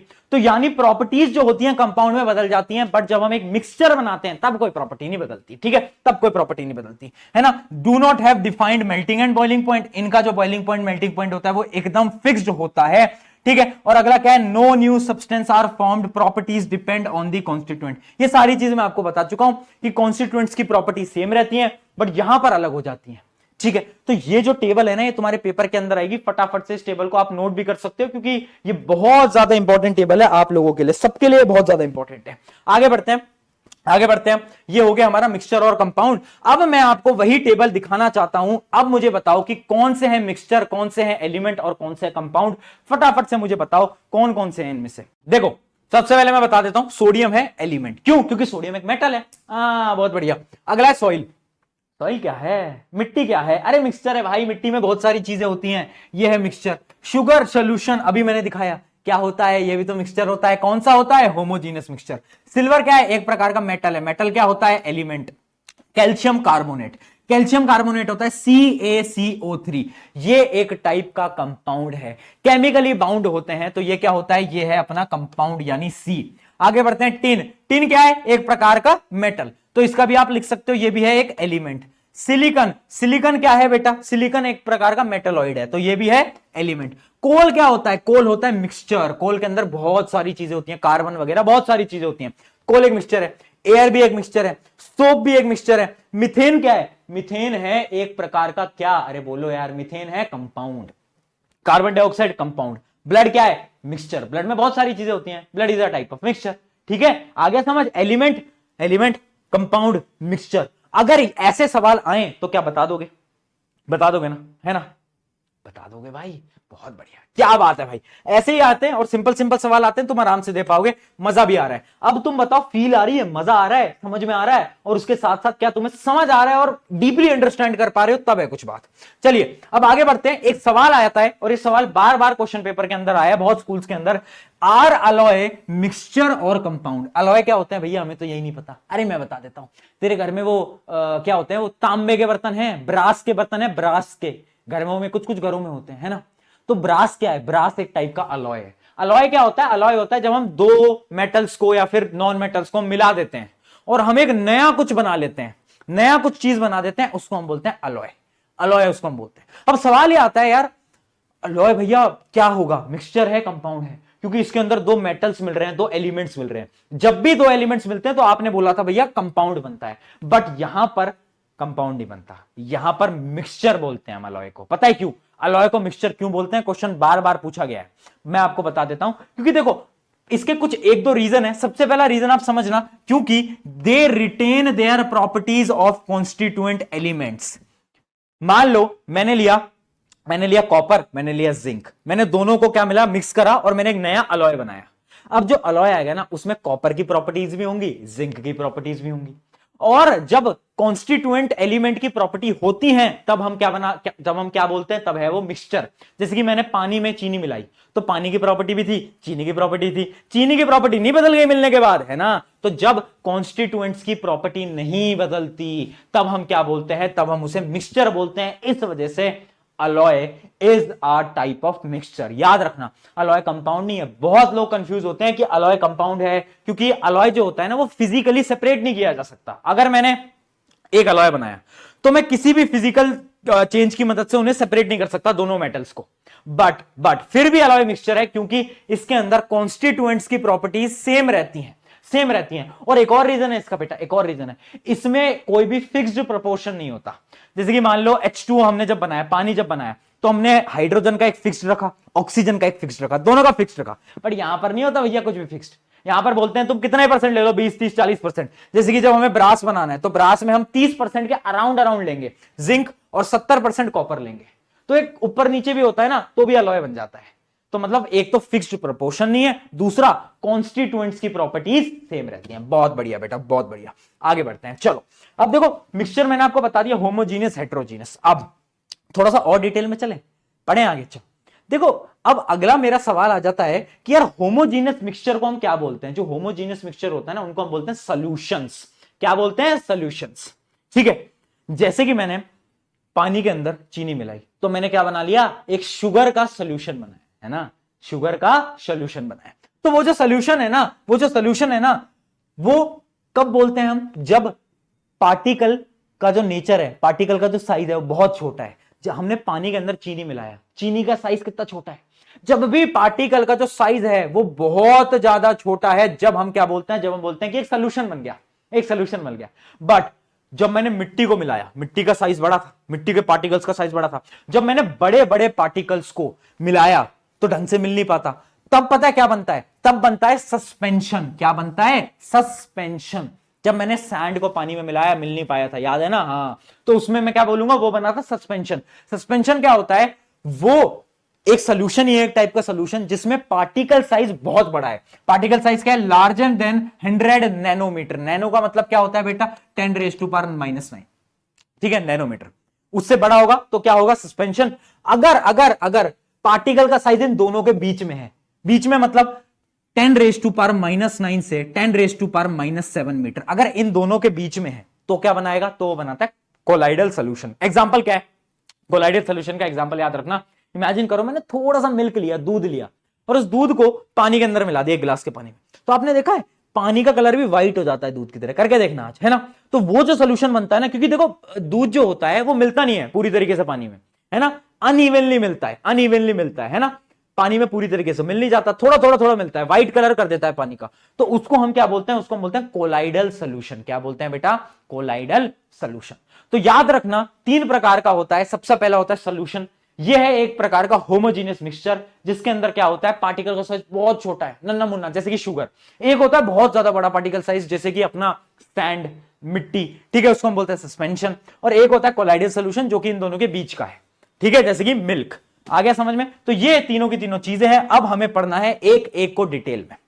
इन पे बहुत क्वेश्चन आते हैं, फिर बता रहा हूं, इन पे बहुत क्वेश्चन आते हैं, ठीक है? तो वो जो तुम अभी चैटिंग में लगे हुए हो बेटा, चैटिंग से थोड़ा बाहर आ जाओ, है ना? और नहीं बाहर आ पा रहे तो वो लाइन सुन लो कि दिल ने ये कहा है दिल से, दिल ने ये कहा है दिल से, तुम्हारा कट रहा है फिर से। चलो भाई, ये लाइन सुन के मोटिवेट होते रहा करो बार बार। चैटिंगों से बाहर निकलोगे तुम, वरना तुम चैट में लगे रहते हो, वो पूरे टाइम खाना खाया या नहीं खाया वो सब करते रहते हो तुम। चलो आओ सोल्यूशन को पढ़ते हैं फटाफट से। सोल्यूशन को देखते हैं। तो देखो सोल्यूशन के होते हैं 2 पार्ट्स, एक है सोल्यूट, एक है सॉल्वेंट। यानी पानी था और एक क्या था मेरे पास थी चीनी, शुगर। तो पानी क्या है? पानी है सॉल्वेंट। पानी क्या है? पानी है सॉल्वेंट। यानी the component that dissolves the other component, वो कंपोनेंट जो कि दूसरे कंपोनेंट को अपने अंदर मिला लेगा, उसको हम बोलते हैं सॉल्वेंट। पानी क्या है? सॉल्वेंट है। और चीनी क्या थी? जो कि बहुत कम मात्रा में थी और जो पानी के अंदर जाकर मिल गई, वो क्या है? उसको हम बोलते हैं सॉल्यूट। याद रखना क्या बोलते हैं? Solute. The component that is are dissolved in the solvent. हमेशा याद रखना, जो कम मात्रा में है वो मेरा होगा सॉल्यूट, जो ज्यादा मात्रा में है वो मेरा होगा सॉल्वेंट। ठीक है, जो ज्यादा क्वांटिटी में, जैसे पानी ज्यादा क्वांटिटी में था, शुगर थोड़ी सी थी, तो शुगर क्या हुई? सॉल्यूट। ये क्या हुआ? सॉल्वेंट। ठीक है, तो सॉल्यूट और सॉल्वेंट आपको एकदम क्लियर होने चाहिए। अब मैं आपको बताता हूं कि ये दोनों मिलाकर क्या बनाते हैं? ये दोनों मिलाकर बनाते हैं सॉल्यूशन। यानी अगर मैंने 100 ग्राम पानी लिया, है ना, 100 ग्राम सॉल्वेंट लिया, 100 ग्राम पानी लिया, और मैंने शुगर ली थी 5 ग्राम, 5 ग्राम। तो अब मुझे बताओ जो मेरा ओवरऑल सॉल्यूशन है उसका वजन कितना हुआ? उसका वजन हुआ 100 + 5 यानी 105 ग्राम। समझ गए ना? सॉल्यूट और सॉल्वेंट मिलके बनाते हैं क्या? सॉल्यूशन। अब ये मैंने आपको इसलिए बताया क्योंकि अब हमें कुछ न्यूमेरिकल्स को करना है। अब हमें कुछ न्यूमेरिकल को करना है। पहले क्वेश्चन देखते हैं, identify solute and solvent in 80% solution of ethyl alcohol. देख रहे हो, एल्कोहल भी बनाई है, एल्कोहल भी बनाई है तुम, और मेरे पे वो वाला ग्लास भी है ना। चलो चलो कंसंट्रेट बेटा, कंसंट्रेट। देखो, identify solute and solvent in 80% solution of ethyl alcohol with water. यानी अगर मैं 80% एल्कोहल लूं और 20% पानी लूं तो कौन सॉल्यूट है और कौन सॉल्वेंट है? बोलो, कौन सॉल्यूट है कौन सॉल्वेंट है? अरे भाई, जो ज्यादा वो सॉल्वेंट, जो कम वो सॉल्यूट। तो इस केस के अंदर पानी जो है वो क्या हो जाएगा? सॉल्यूट, क्योंकि ये कम है, और अल्कोहल क्या हो जाएगा? सॉल्वेंट। बहुत बढ़िया बेटा, बहुत बढ़िया, आ गया ना समझ में? चल भाई आगे बढ़ते हैं। अब देखो, कुछ न्यूमेरिकल को समझने से पहले हमें कुछ टर्म्स को समझना पड़ेगा। कुछ टर्म्स है ना, समझ लो। पहली टर्म है कंसंट्रेशन। कंसंट्रेशन पावर होती है ना, जैसे कि आप पढ़ाई पे कंसंट्रेट कर पाते हो। मैं तुमसे पूछूं तुम्हारी कंसंट्रेशन पावर क्या है, तुम कैसे डिफाइन करोगे? तुम बोलोगे मेरी बिना डिस्ट्रैक्टेड हुए पढ़ने की क्षमता, उसको मैं बोलता हूं कंसंट्रेशन। ये बोलोगे ना, बिना डिस्ट्रैक्टेड हुए। सिमिलरली सॉल्यूशंस की कंसंट्रेशन क्या होता है कि कितना सॉल्यूट उसके अंदर डाला जा सकता है। जब मैंने चीनी डाली, पानी में मिलाया, मैं थोड़ी देर मिलाता ना तो मिल जाती, जैसे कि मैंने आपको दिखाया, तो मिल चुकी है वो उसके अंदर, है ना। बट अगर मैं शुगर बार बार डालता जाता तो एक टाइम ऐसा आता है जब उस पानी के अंदर और शुगर नहीं मिल सकती। यानी क्या है? वो है उसकी कंसंट्रेशन, वो है उसकी कंसंट्रेशन। उसके ऊपर शुगर को नहीं मिला सकता पानी। वो बोलता है बस मैं इतना ही शुगर को मिला सकता था, इसके आगे नहीं मिला सकता। तो कंसंट्रेशन क्या हुआ? concentration of a solution is the amount of solute present in the given amount of solution। ठीक है, कितना सॉल्यूट प्रेजेंट है उस सॉल्यूशन के अंदर, उसको हम बोलते हैं उसकी क्या? कंसंट्रेशन। उसकी कंसंट्रेशन। आ गया समझ में? आई होप ये क्लियर हो गया होगा। चलो अब निकालें कंसंट्रेशन, कि भैया कंसंट्रेशन निकालते हैं अलग अलग सॉल्यूशंस की। चलो, हम तो पढ़ाई में कंसंट्रेट कर नहीं पा रहे, बट सॉल्यूशंस की कंसंट्रेशन निकालेंगे। चलो आओ, देखो कुछ फॉर्मूलेज हैं और बहुत सिंपल न्यूमेरिकल आते हैं, तुम्हें मजा आ जाएगा। तुम कहोगे यार भैया वाह, भैया वाह, वाह प्रशांत भैया वाह, तुम ये बोलोगे, दिल से आ जाएगी। बहुत सिंपल है, कुछ फॉर्मूले हैं। पहला फॉर्मूला है मास बाय मास। देखो, क्वेश्चन पे डिपेंड करता है, अभी क्वेश्चन दिखाऊंगा। अगर क्वेश्चन में तुम्हें मास गिवन है किसका? सॉल्यूट का। मास गिवन है सॉल्यूट का, और मास गिवन है सॉल्यूशन का। किसका? सॉल्यूशन का, है ना।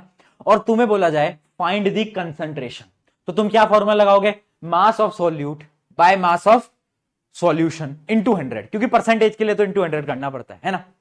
अगर क्वेश्चन के अंदर तुम्हें मास गिवन है सॉल्यूट का, इमेजिन करो एक दूसरा क्वेश्चन जिसके अंदर तुम्हें मास ऑफ सॉल्यूट तो गिवन है, मास ऑफ सॉल्यूट गिवन है, बट तुम्हें सॉल्यूशन की क्या गिवन है? वॉल्यूम गिवन है। वॉल्यूम समझते हो ना, वॉल्यूम कितना पानी है, वॉल्यूम गिवन है। तो कौन सा फॉर्मूला लगाओगे? तो फॉर्मूला लगाओगे mass of solute by volume of solution into 100। ठीक है। और अगर कोई और न्यूमेरिकल आ जाए जिसके अंदर तुम्हें वॉल्यूम गिवन है किसकी? सॉल्यूट की, और वॉल्यूम गिवन है सॉल्यूशन की, तो कौन सा फॉर्मूला लगाओगे बाबू भैया? सॉल्यूशन। कौन सा फॉर्मूला लगाओगे?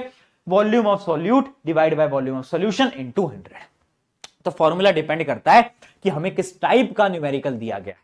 जिस टाइप का न्यूमेरिकल होगा, तीनों फॉर्मूले से एक भी चिपका देंगे और आंसर निकाल देंगे। चलो फटाफट से पहले क्वेश्चन को देखते हैं और उसको सॉल्व करते हैं। सॉल्युबिलिटी के बारे में बाद में बात करेंगे, पहले क्वेश्चन लगाया जाए। आ जाओ भाई, देखो क्या क्वेश्चन है। To make a saturated solution 36 gram of sodium chloride is dissolved in 100 gram of water at 293 kelvin. Find the concentration at this temperature. क्या बोल रहा है?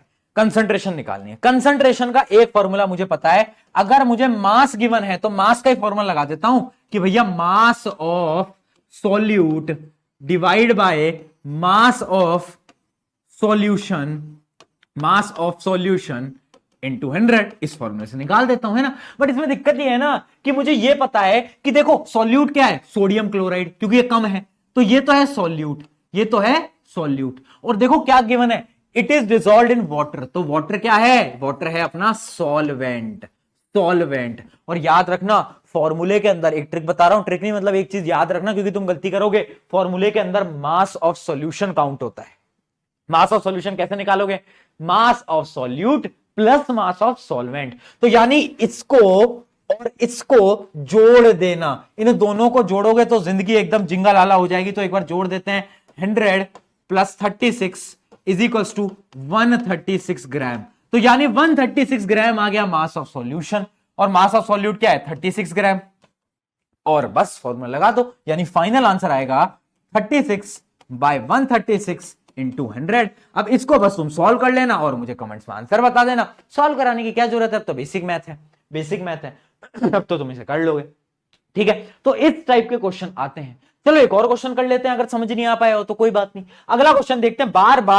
बार बार अपने क्वेश्चन पूछे भी जाते हैं, है ना, ये बहुत सारे स्कूल्स के अंदर पूछे जाते हैं, जितने भी सीबीएसई लिंक्ड स्कूल्स है ना, अगर तुम्हारा स्कूल भी सीबीएसई वाला है, सीबीएसई एफिलिएटेड स्कूल्स होते हैं बहुत सारे अपने केवी वगैरह, तो उन सब में पूछा जाता है ना, और ये बार बार पूछा गया, बहुत सारे पेपर्स के अंदर पूछा गया है। देखो, a solution contains 60 gram of sugar in 480 grams of water, calculate the concentration of solution in the terms of mass by mass percentage. कैसे निकालोगे कंसंट्रेशन, मास ऑफ सॉल्यूट जो कि है 60 ग्राम, और देखो ये क्या है, ये है अपना मास ऑफ सॉल्वेंट। तो याद रखना, इन दोनों को जोड़ लेना, अगर नहीं जोड़ा ना तो पता है क्या हो जाएगा, मोए मोए हो जाएगा तुम्हारे साथ, मोए मोए हो जाएगा। तो जोड़ लेना, क्या है 60 ग्राम डिवाइड बाय 480 प्लस 60, तो इंटू 100 भी लगा देना भाई, इंटू 100 कौन लगाएगा यार, इंटू 100 तो लगा दो। तो ये आ जाएगा अपना mass of solute divide by mass of solution, mass of solution. समझ आ गया ना कि क्यों ले रहा हूं मैं, 540 इंटू 100। तो ठीक है यार, अब बस अब क्या है, हम इसको कैलकुलेट कर लेंगे। अब तो इसमें कोई दिक्कत ही नहीं होनी चाहिए किसी को, कोई दिक्कत तो नहीं है ना अब किसी को। ठीक है, तो ये कितना आ जाएगा, ये 0 से 0 कट जाएगा, 1/9 आ जाएगा, तो आ जाएगा 100/9। तो ये आ रहा होगा 100/9 परसेंटेज, 100/9 परसेंटेज। अब इसको कैलकुलेट कर लेना एग्जैक्ट। ठीक है, डन है, यही आ रहा है ना सबका, बहुत बढ़िया। तो इस टाइप से हम क्वेश्चंस को देख रहे हो, कितने कम टाइम के अंदर कितने आसान आसान क्वेश्चन आते हैं। केमिस्ट्री में भी न्यूमेरिकल है, बट बहुत सिंपल न्यूमेरिकल है, फिजिक्स की तरह नहीं है। फिजिक्स मैंने आपको पढ़ा रखा है, तो आप देख लेना, है ना। बाकी अगला चैप्टर आपको कौन सा चाहिए वो भी आप मुझे कमेंट में जरूर बताना। ठीक है, चलो अब हम बढ़ते हैं आगे, और अब हम एक और क्वेश्चन देखते हैं, और ये क्वेश्चन बहुत अच्छा क्वेश्चन है एनसीईआरटी का। तो इस क्वेश्चन को भी एक बार देखते हैं, आपको और समझ में आएगा और डिटेल में आप जा पाओगे। देखो, प्रज्ञा टेस्टेड सॉल्युबिलिटी, एक तो एनसीईआरटी बुक वालों में यार हमेशा नाम लड़कियों का भी लिखते हैं भाई, जस्टिस फॉर बॉयज, लड़कों का नाम नहीं लिखते यार भाई, गद्दारी करते हैं हमारे साथ। Pragya tested solubility of 3 different substances at different temperature and collected the data as given below. बहुत बढ़िया, तो उसने कुछ अलग अलग टेम्परेचर पे अलग अलग सॉल्युबिलिटी को काउंट करा। बट भैया सॉल्युबिलिटी तो आपने पढ़ा ही नहीं, क्वेश्चन पहले आ गया, तो पहले यार सॉल्युबिलिटी समझ लेते हैं यार, है ना, वरना दिक्कत हो जाएगी। तुम कहोगे भैया यार सॉल्युबिलिटी तो बता दो। देखो सॉल्युबिलिटी क्या होती है, कंसंट्रेशन समझ गए ना, कि कितना सॉल्यूट प्रेजेंट है सॉल्वेंट में, वो है मेरा कंसंट्रेशन। सॉल्युबिलिटी क्या है, सॉल्युबिलिटी है जैसे कि सॉल्युबिलिटी ताकत है। मान लो तुम मुझसे पंजा लड़ाओ, तो मेरी ताकत, मैं शायद एक बच्चे को हरा दूं। अब कोई आ जाए भाई 100 किलो का पहलवान, वो मुझसे पंजा लड़ाए, मुझे हरा देगा वो, है ना। तो मतलब मेरी ताकत एक को पंजे से हराने की, है ना, तो वो क्या है, वो मेरी ताकत है, वो मेरी एबिलिटी है। सिमिलरली हर सॉल्यूशन की एक सॉल्युबिलिटी होती है। मतलब क्या है ये, इट इज द एबिलिटी, कितने सॉल्यूट को अपने अंदर आप डिसॉल्व कर सकते हो। एक सॉल्यूशन के अंदर कितना सॉल्यूट डिसॉल्व हो सकता है, उसको बोलते हैं उस सॉल्यूशन की सॉल्युबिलिटी, कि भाई इससे ज्यादा तो नहीं हो पाएगा। बस यही था लास्ट स्टेज, है ना। बहुत सारा नमक डाला जाए, एक टाइम के बाद उस पानी के अंदर नमक नहीं मिलाया जा सकता। तो वो जो टाइम होता है जिसके बाद पानी में नमक नहीं मिलाया जा सकता, वो थी उसकी सॉल्युबिलिटी। तो डेफिनेशन देख लेते हैं। Solubility of a solute in a solvent at specific temperature refers to the, यहां से स्टार्ट करना, maximum amount of solute that can dissolve in 100 gram of the solvent at that temperature. बहुत important है ये last वाली line, at a specific temperature. Imagine करो मैंने पानी के अंदर चीनी मिला ली, अब और चीनी नहीं मिल रही, है ना, और अगर मैं टेम्परेचर बदल दूं, अगर मैं टेम्परेचर बढ़ा दूं, तब क्या होगा, सोचो, पिछले चैप्टर से लिंक्ड है, मैं बताता हूं। इमेजिन करो तुम दो लोग खड़े हो, है ना, एक ऐसे दोनों पास खड़े, एकदम पास खड़े, ठीक है, ऐसे। अब एक इंसान आ रहा है और वो तुम्हारे बीच में घुसने की कोशिश कर रहा है, वो आ रहा है, अरे यार थोड़ा भाई जगह है, थोड़ा साइड हो जा यार, थोड़ा इधर हो जा, थोड़ा, वो बहुत कोशिश कर रहा है, जगह नहीं है भाई, ओए हट जा यार, जगह वगह नहीं है, बिल्कुल भी जगह नहीं है ना, पार्टिकल्स के पास जगह नहीं है। वो कह रहे हैं वो चीनी के पार्टिकल चला जाए, ऐसे जगह नहीं है, दोनों खड़े हैं, जगह नहीं है। अब इमेजिन करो टेम्परेचर बढ़ा दूं, टेम्परेचर बढ़ा दूं तो क्या होता है, जैसे ही टेम्परेचर बढ़ता है काइनेटिक एनर्जी, याद आया पिछले चैप्टर, काइनेटिक एनर्जी बढ़ती है। तो अब क्या हुआ, पहले तुम खड़े थे, काइनेटिक एनर्जी बढ़ गई, अब तुम मूव करने लग गए, अब तुम मूव करने लग गए, अब बगल वाला भी मूव करने लग गया, बगल वाला भी मूव करने लग गया। तो जैसे पार्टिकल्स मूव करते हैं, जब चीजें मूव होती हैं तो बीच में स्पेस बन जाती है, स्पेस बन जाती है तो ले भाई आ गया बीच में, है ना। इसका एक और एग्जांपल है, अगर तुम मिडिल क्लास फैमिली से हो मेरी तरह, तो तुमने बचपन में तो देखा होगा कि अगर तुम कहीं गाड़ी वाड़ी में ट्रैवल कर रहे हो तो एक छोटी सी गाड़ी में 5-6 लोग भर के जाते थे, है ना। तो मान लो 3-4 लोग बैठे हुए हैं, अब एक लोग को और गुस्सा है तो कैसे बैठाते थे, वो बैठाते थे कि वो थोड़ा आगे पीछे हो जाओ यार, थोड़ा आगे पीछे होके एडजस्ट कर लो, ऐसे ही बैठाते थे ना। तो यानी जब मूवमेंट होती है, जब काइनेटिक एनर्जी बढ़ती है तो और चीजें अंदर आ जाती हैं। तो क्या मैं बोल सकता हूं, अगर मैं टेम्परेचर को बढ़ाऊंगा तो मेरी सॉल्युबिलिटी भी इंक्रीज हो जाएगी, हाँ या ना, आ गया समझ में। क्यों, क्योंकि काइनेटिक एनर्जी बढ़ी तो सॉल्युबिलिटी भी हुई, है ना। तो अगर मैं चीनी मेरी नहीं मिल पा रही, तो अगर मैं पानी को गर्म करूं और उसके बाद चीनी मिलाऊं, चीनी आराम से मिल जाएगी, ट्राई करके देख लेना। तो यानी टेम्परेचर बढ़ाने से सॉल्युबिलिटी बढ़ाई जा सकती है। बहुत बढ़िया, आई होप यह कॉन्सेप्ट आपको एकदम क्लियर हो गया होगा, सॉल्युबिलिटी वाला, कि टेम्परेचर पे सॉल्युबिलिटी का क्या इफेक्ट पड़ता है। चलो अब एक टेबल देखते हैं, उससे भी आपको समझ आएगा। मान लो कुछ कंपाउंड्स हैं, ये कुछ कंपाउंड्स हैं और इनकी सॉल्युबिलिटी के बारे में लिखा है। तो इनकी सॉल्युबिलिटी आप देखो, जैसे जैसे टेम्परेचर बढ़ रहा है ना, आप देखो टेम्परेचर, तो इनकी सॉल्युबिलिटी भी बढ़ती जा रही है। पहले 21, फिर टेम्परेचर बढ़ा तो 32 हो गई, फिर 62 हो गई, फिर 106 हो गई, 167 हो गई। मतलब जैसे जैसे अपना टेम्परेचर बढ़ रहा है सॉल्युबिलिटी भी बढ़ती जा रही है। आई होप ये क्लियर। अब सवाल ये उठता है, भैया अगर टेम्परेचर कम हुआ तो, अगर टेम्परेचर कम हुआ तो सॉल्युबिलिटी डिक्रीज होगी। हाँ, अगर टेम्परेचर, अब मान लो अब पार्टिकल थोड़ा थोड़ा थोड़ा मूव कर रहे थे, थोड़ा थोड़ा थोड़ा मूव कर रहे थे, ठीक है। अब जैसे ही टेम्परेचर कम होगा तो काइनेटिक एनर्जी बिल्कुल कम हो जाएगी, तो पार्टिकल रुक जाएंगे, और जैसे पार्टिकल रुके तो क्या होगा, वो किसी को भी अंदर आने में अलाउ नहीं करेंगे, कोई भी पार्टिकल उनके अंदर मिल नहीं सकता। तो सॉल्युबिलिटी एकदम खत्म हो जाती है अगर हम पानी को एकदम ठंडा कर देते हैं। ठंडे पानी के अंदर कोई चीज नहीं मिलाई जा सकती, चाहे आप ट्राई करके देख लेना, ठीक है। तो ये एक टेबल है जो कि आपको बता भी रही है कि कैसे कैसे कैसे आपकी सॉल्युबिलिटी बढ़ती है। इसके कुछ क्वेश्चंस थे, एक बार वो क्वेश्चंस देख लो, बहुत सिंपल क्वेश्चन है, उसमें कुछ दिमाग नहीं लगाना। What mass of potassium nitrate would be needed to produce saturated solution of potassium nitrate in 50 gram of water at 313 Kelvin? देखो सवाल ये बोल रहा है कि अगर तुम देखो कितना हमें पोटेशियम नाइट्रेट चाहिए, हमें कितना पोटेशियम नाइट्रेट चाहिए, क्या लिखा है, produce a saturated solution, saturated solution बनाने के लिए हमें कितना नाइट्रेट चाहिए। अब ये सैचुरेटेड सोल्यूशन क्या होता है, तो आपने अभी ये बताया हमें कि सॉल्युबिलिटी क्या होती है, पर भैया अब आपने सैचुरेटेड सोल्यूशन नहीं बताया, बता दो। देख, जब मैंने चीनी को पानी में मिलाया तो एक टाइम बाद अब पानी में और चीनी नहीं मिला सकते, तो यानी वो टाइम जिसके बाद और चीनी नहीं मिलाई जा सकती और सॉल्यूट्स ऐड नहीं किए जा सकते, उस टाइम पे हम बोलते हैं उस सोल्यूशन को सैचुरेटेड। मतलब है भर चुका है, ये भर चुका है ना। जैसे कि मैं कभी कभार बोलता हूं कि बच्चों का दिमाग सैचुरेटेड हो गया, यानी पूरे दिन तुम इंस्टा रील यूट्यूब शॉर्ट चला रहे, दिमाग में इंफॉर्मेशन बढ़ती जाती है, अब तुम पढ़ाई नहीं कर पाते। क्यों नहीं कर पाते, क्योंकि तुम्हारा दिमाग सैचुरेटेड हो चुका है, भर चुका है। अनसैचुरेटेड सोल्यूशन क्या होता है, वो सोल्यूशन जिसमें और सॉल्यूट को मिलाया जा सकता है, मिक्स कर सकते हैं, अभी टाइम है, मिक्स करो आराम से, है ना। तो उसको हम बोलते हैं अनसैचुरेटेड। सैचुरेटेड, अनसैचुरेटेड, इनकी डेफिनेशन भी वो मैं आपको आगे दिखा दूंगा, ठीक है। अब क्या बोल रहा है, what mass of potassium nitrate would be needed to produce a saturated solution of potassium nitrate in 50 gram of water at 313 kelvin. Table को देखते हैं, उस टेबल का ही सवाल है। पोटेशियम नाइट्रेट को देखो, पोटेशियम नाइट्रेट को देखो और देखो 313 केल्विन जो कि यहां पर है, ये है 313 केल्विन। इस पे पोटेशियम नाइट्रेट की सॉल्युबिलिटी कितनी है, 62 ग्राम्स, 62 ग्राम्स। यानी सॉल्युबिलिटी क्या होती है, सॉल्युबिलिटी की डेफिनेशन याद कर, एक बार सॉल्युबिलिटी की डेफिनेशन याद कर। अभी समझाता हूं मैं क्या बता रहा हूं, सॉल्युबिलिटी की डेफिनेशन याद कर फटाफट से। कहां गई, एक बहुत इंपॉर्टेंट कॉन्सेप्ट बता रहा हूं। सॉल्युबिलिटी की डेफिनेशन थी maximum amount of solute that can dissolve in 100 gram of water.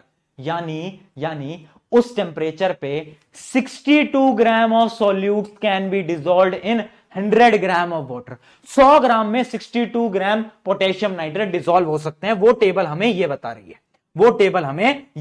है, ठीक है, कि 100 ग्राम पानी में 62 ग्राम्स अपने ये डिसॉल्व हो सकते हैं, ठीक है। हमें ये टेबल क्या बता रही है, हमें ये टेबल ये बता रही है। आगे समझ में 62। अब सवाल ये पूछ रहा है कि अगर पानी सिर्फ 50 ग्राम है, पानी अगर सिर्फ 50 ग्राम है तो कितना पोटेशियम नाइट्रेट मिला है? पानी अगर 50 ग्राम है तो भैया, अरे मैं बता देता हूं, अगर पानी सिर्फ 50 ग्राम है तो ऑब्वियस सी बात है, कुछ मत करो, अगर ये 100 ग्राम में 62 है तो 50 ग्राम में कितना होगा? खुद बताओ। अगर अगर 100 ग्राम में 62 ग्राम्स मिल रहा है तो 50 ग्राम में इसका आधा मिलेगा ना, 50 ग्राम में 31 ग्राम्स मिलेगा। हाँ या ना? हाँ या ना? बोलो हाँ या ना? आ गया समझ में? आ गया समझ में? तो यही था क्वेश्चन, यही था क्वेश्चन कि 50 ग्राम पानी में कितना हम पोटेशियम नाइट्रेट को मिला पाएंगे इस टेम्परेचर के ऊपर। तो बस इसका आधा करना था, जो कि था 31। तो सॉल्युबिलिटी का मतलब समझाने के लिए क्वेश्चन में आपके लिए लेकर आया था, सॉल्युबिलिटी की डेफिनेशन समझाने के लिए मतलब लेकर आया था, और सैचुरेटेड और अनसैचुरेटेड की डेफिनेशन समझाने के लिए मैं लेकर आया था। चलो अब एक बार सैचुरेटेड अनसैचुरेटेड की डेफिनेशन पढ़ लो। मैं 1 मिनट पानी पी लूं बस। देखो सैचुरेटेड सोल्यूशन क्या है? सैचुरेटेड सोल्यूशन वो है जिसके अंदर कोई भी एडिशनल सोल्यूट नहीं मिला सकते ना भैया ना, और सोल्यूट नहीं मिलाएंगे अपन, वो वाला अब नहीं हो सकता। अनसैचुरेटेड जिसके अंदर हम और सोल्यूट मिला सकते हैं। चलिए बेटा और आगे बढ़ते हैं, और अब आता है एक बहुत इंपॉर्टेंट टॉपिक जो कि है कोलाइडल सोल्यूशन। सोल्यूशन हमारा डन हो गया। सोल्यूशन में हमने देखा कि एक होता है सॉल्यूट, एक होता है सॉल्वेंट, है ना। अब हम बात कर रहे हैं कोलाइडल सोल्यूशन की। बड़ा जरूरी आ गया है, थोड़ा सा फोकस में आ जा बेटा तू। अब ये बहुत इंपॉर्टेंट टॉपिक है। देखो कोलाइडल सोल्यूशन क्या होता है? ये एक टाइप का हेट्रोजीनस मिक्सचर है। क्या होता है, जैसे कि मैं अगर दूध को मिलाऊंगा पानी में तो ना उसके छोटे छोटे पार्टिकल्स आ जाते हैं, तो वो जो सोल्यूशन मिलता है ना उसको हम बोलते हैं क्या? उसको हम बोलते हैं क्या? Colloidal solution. मतलब इसके पार्टिकल थोड़े बड़े होते हैं, थोड़े बड़े होते हैं और इवनली डिस्ट्रीब्यूटेड नहीं होते। अच्छा याद करो, सोल्यूशन में हमारे 2 पार्ट्स थे, एक थे सॉल्यूट भैया, एक थे सॉल्वेंट भैया। यहां पर नाम बदल गए, काम वही, नाम बदल गए। जैसे राम श्याम, श्याम राम, नाम बदल गए। कैसे नाम बदले? यहां पर नाम बदल गए डिस्पर्स्ड फेस और डिस्पर्स्ड मीडियम। मीडियम से तुम्हें समझ आ रहा होगा, डिस्पर्स्ड मीडियम होता है, अगर मैं पुरानी भाषा में बोलूं तो ये है सॉल्वेंट, और भैया ये है मेरा प्यारा नन्ना दुलारा सॉल्यूट। यानी डिस्पर्स्ड मीडियम वो है जिसके अंदर डिस्पर्स्ड फेस आएगा और मिल जाएगा, यानी ये है सॉल्यूट, ये है सॉल्वेंट। तो याद रखेंगे कि क्या, कि कोलाइडल सोल्यूशन के 2 पार्ट्स, क्या? डिस्पर्स्ड फेस जो कि एक प्रकार का सॉल्यूट है, और डिस्पर्स्ड मीडियम जो कि एक प्रकार का सॉल्वेंट है। क्लियर है? क्लियर है? आ गया यहां तक? ये चीज एकदम क्लियर है ना, कि कौन सॉल्यूट कौन सॉल्वेंट। चलिए अब एक टेबल है, और इस टेबल पे सवाल एक आता ही आता है, और आप ये मान के चलो ये टेबल तुम्हें याद करनी पड़ेगी, क्योंकि, और ये याद कैसे होगी? जब तुम बार बार पढ़ोगे। आसानी से याद नहीं होगी बेटा, लंबी टेबल है, पर याद करनी पड़ेगी यार। है उतनी मेहनत, तुम उनके नंबर याद कर लिए तो ये भी कर लो यार। आ जाओ देखो अब हम देखते हैं इस टेबल के अंदर क्या है। हमें डिस्पर्स्ड फेस दिया गया है और डिस्पर्स्ड मीडियम दिया गया है। डिस्पर्स्ड फेस क्या होता था बेटा? सॉल्यूट। तो ये है हमारे सॉल्यूट और ये है हमारे सॉल्वेंट। तो देखना बेटा, अब देखो, अगर मैं सॉल्वेंट की जगह पर गैस को लूं, मैं क्या कर रहा हूं? सॉल्वेंट की जगह पर क्या ले रहा हूं? गैस को ले रहा हूं, और गैस के अंदर क्या मिला रहा हूं? लिक्विड मिला रहा हूं। गैस ली, बहुत सारी गैस, उसके अंदर मैंने थोड़ा पानी मिला दिया, तो क्या बन जाता है? एग्जाम्पल क्या है इसका? बादल। बादल क्या है? बहुत सारी गैस, थोड़ा पानी। तो इसका सबसे बड़ा एग्जांपल क्या है? Fog, cloud. और ये जो टाइप का मिक्सचर है, इसका एक नाम है, इसका नाम है एरोसोल। एरोसोल, एरो मतलब एयर के अंदर जो सोल्यूशन बन जाए, एरोसोल, ऐसे याद कर सकते हो, एयर का सोल्यूशन। ठीक है, अगला देखते हैं। अब सॉल्यूट है मेरा सॉलिड और गैस है मेरा सॉल्वेंट। अब मैं गैस को लूंगा, बहुत सारी गैस, और उसके अंदर थोड़े सॉलिड पार्टिकल डाल दूंगा। इसका क्या एग्जांपल है? जो धुआं आती है ना, स्मोक जो आती है, फैक्ट्री से धुआं आती है, वो गैस के अंदर क्या होता है? उसके अंदर बहुत छोटे छोटे पार्टिकल्स होते हैं, कार्बन वगैरह के। तो वो क्या है? वो इसका एग्जांपल है। तो इसका भी नाम होता तो एरोसोल ही है, बट इसका एग्जांपल है स्मोक, ऑटोमोबाइल एग्जॉस्ट वगैरह वगैरह। एग्जांपल भी याद रखने हैं और क्या, ये नाम भी याद रखने हैं। क्यों? सवाल पता है कैसा आता है? सवाल आएगा, अगर हम एक कोलाइडल सोल्यूशन बनाएं जिसमें कि हम एक सॉलिड को किसमें डालें? Solid as a dispersed phase, और हमारा डिस्पर्स्ड मीडियम एक गैस ले लें, तो वो क्या बनाएगा? और एक एग्जांपल दो, डायरेक्टली आएगा। या फिर क्वेश्चन घूम के भी आएगा, आपको बोल देंगे क्लाउड, बताओ कि क्लाउड जो है उसका डिस्पर्स्ड फेस क्या है और उसका डिस्पर्स्ड मीडियम क्या है। तो तुम्हें पता होना चाहिए क्लाउड क्या है। क्लाउड में गैस है बहुत सारी और थोड़े लिक्विड ड्रॉपलेट्स हैं। तो यानी डिस्पर्स्ड फेस है लिक्विड और डिस्पर्स्ड मीडियम है गैस। चलो नीचे चलते हैं। अब आ जाता है कि अब मैं लिक्विड ले रहा हूं, सॉल्वेंट, बहुत सारे लिक्विड के अंदर थोड़ी सी गैस मिला रहा हूं। एग्जांपल याद करो, अगर मैं बहुत सारी लिक्विड लूं और थोड़ी सी गैस मिलाऊं, आपके पापा वो शेविंग क्रीम लगाते होंगे, तो वो जो शेविंग क्रीम होती है ना वो ऐसी होती है। लिक्विड के अंदर बहुत सारी गैस होती है जो हमारी शेविंग क्रीम का काम करती है, ठीक है। इसको हम बोलते हैं फोम। क्या बोलते हैं बेटा? फोम। अब देखो अगर मैं लिक्विड के अंदर लिक्विड मिलाऊं, दूध के अंदर पानी मिलाऊं, है ना, तो क्या बनेगा? तो बनता है हमारा क्या? तब बनता है हमारा, याद रखना, इमल्शन। क्या बोलते हैं इसको? इमल्शन। मिल्क इन वाटर, कोई भी एग्जांपल ले सकते हो, नाम क्या है? इमल्शन। आगे बढ़ते हैं बेटा फटाफट से। आगे बढ़ेंगे तो हम देखेंगे अब सॉलिड। अब हमने क्या करा? सॉलिड को लिक्विड में डाला, मतलब बहुत सारा लिक्विड था, पानी था बहुत सारा, है ना, और उसके अंदर थोड़ा थोड़ा थोड़ा थोड़ा लिक्विड, थोड़ा थोड़ा थोड़ा सॉलिड डाला, तो क्या बनता है? बताओ क्या बनता है, जल्दी बताओ। एक दो एग्जांपल सोचो। बहुत सारा पानी, बहुत सारा पानी, थोड़ा सा सॉलिड। अरे भैया कीचड़ होती है ना, मड मड मड ऐसी तो होती है। बहुत सारा भैया क्या होता है? बहुत सारा हमारा लिक्विड होता है और उसमें थोड़े थोड़े थोड़े थोड़े मिट्टी के टुकड़े होते हैं, तो वही तो होता है मड। तो इसको हम बोलते हैं, इसको हमारा नाम है सॉल। क्या है? Sol, SOL। अब अगर मैं लूं बहुत सारा सॉलिड और उसमें थोड़ी सी गैस लगा दूं, थोड़ी सी गैस डाल दूं, तब क्या बनता है? तब बनता है मेरा फोम। यहां पर भी मेरा फोम बनता है। और इसका पता है सबसे अच्छा एग्जांपल क्या है? मैं आपको एग्जांपल देता हूं। वो आपने देखा है स्पॉन्ज? स्पॉन्ज देखा है? यहां पर एक स्पॉन्ज अगर हो तो मैं आपको दिखाऊं भी, आई होप नहीं, यहां पर है नहीं, वरना मैं आपको भी दिखाता कि स्पॉन्ज क्या होता है। कि जो मतलब आप उसको दबाते हो स्पॉन्ज को, है ना, तो होता सॉलिड है, बट उसके अंदर थोड़ी थोड़ी गैस होती है उनके पोर्स के अंदर, है ना। तो जब हम बहुत सारे सॉलिड के अंदर थोड़ी सी गैस डालते हैं तो क्या होता है? एग्जाम्पल है इसका स्पॉन्ज। अगला देखते हैं। अगर मैं बहुत सारे सॉलिड के अंदर क्या डालूं? बहुत सारे सॉलिड के अंदर थोड़ा सा लिक्विड डालूं, बहुत सारे सॉलिड के अंदर थोड़ा सा लिक्विड डालूं, जैसे कि हमारा बटर, चीज, है ना। बटर क्या होता है? बहुत सारे लिक्विड, क्या बहुत सारे सॉलिड के अंदर थोड़ा बहुत लिक्विड होता है, बटर, चीज वगैरह उसका एग्जांपल है। इसको हम बोलते हैं जेल। क्या बोलते हैं? जेल। आगे बढ़ता है। सॉलिड और सॉलिड, अरे सॉलिड और सॉलिड तो कुछ नहीं होता, वो तो हमारा सॉलिड सोल कहलाता है। कुछ भी बोल लो, एक सॉलिड दूसरे सॉलिड में मिला लोगे, जैसे पत्थर अलग अलग होते हैं, है ना, दो पत्थर मिल जाते हैं सॉलिड सॉलिड, दो मेटल मिल जाते हैं साथ में, तो बहुत सारे होते हैं, वो तो अलग अलग चीजें, है ना। तो इसमें हम एग्जांपल है जेमस्टोन, बहुत सारे जेमस्टोन्स होते हैं, पत्थर होते हैं अलग अलग टाइप के, ठीक है। तो ये सारी की सारी टेबल इंपॉर्टेंट थी, मुझे पता है ये याद करने मुश्किल है, बट कभी भी क्वेश्चन आए, जैसे इमेजिन करो, अब तुम खुद मुझे बताना, अब क्वेश्चन आ गया रबड़, रबड़ नहीं, मान लो स्पॉन्ज आ गया, स्पॉन्ज का डिस्पर्स्ड फेस क्या है, डिस्पर्स्ड मीडियम क्या है, तुम कैसे सोचोगे? स्पॉन्ज में सबसे ज्यादा क्या है? स्पॉन्ज में है बहुत सारा सॉलिड, सॉलिड के बीच में गैसेस भरी हुई हैं, यानी डिस्पर्स्ड फेस है गैस, डिस्पर्स्ड मीडियम है सॉलिड। एक और एग्जांपल लेते हैं, एग्जांपल ले लेते हैं मिट्टी का। अब आगे मड, मड कीचड़, कीचड़ में तुम देखोगे कि यार कीचड़ में लिक्विड है बहुत सारा और छोटे छोटे छोटे छोटे सॉलिड है, यानी डिस्पर्स्ड मीडियम है लिक्विड और डिस्पर्स्ड फेस है सॉलिड। ऐसे ऐसे क्वेश्चन आएंगे और तुम करके आओगे क्योंकि तुमने हमसे पढ़ रखा है। चलो बहुत बढ़िया, इस टाइप के क्वेश्चन आएंगे बेटा पेपर के अंदर, तो थोड़ा सा प्रिपेयर होके जाना है अपन को। आगे बढ़ते हैं। अब हम पढ़ते हैं क्या? अब हम पढ़ते हैं सस्पेंशन। देखना बेटा सस्पेंशन क्या चीज है, बहुत इंपॉर्टेंट है और इसका सवाल भी आ जाता है, ध्यान से समझना। पता है चैप्टर पहले बहुत बड़ा था, बट उसके बाद क्या हुआ, इस चैप्टर को बहुत शॉर्ट कर दिया, जो सेपरेशन वाले प्रोसेसेस थे वो तुम्हारे सिलेबस से हटा दिए गए हैं आज के समय पर। सस्पेंशन क्या होता है?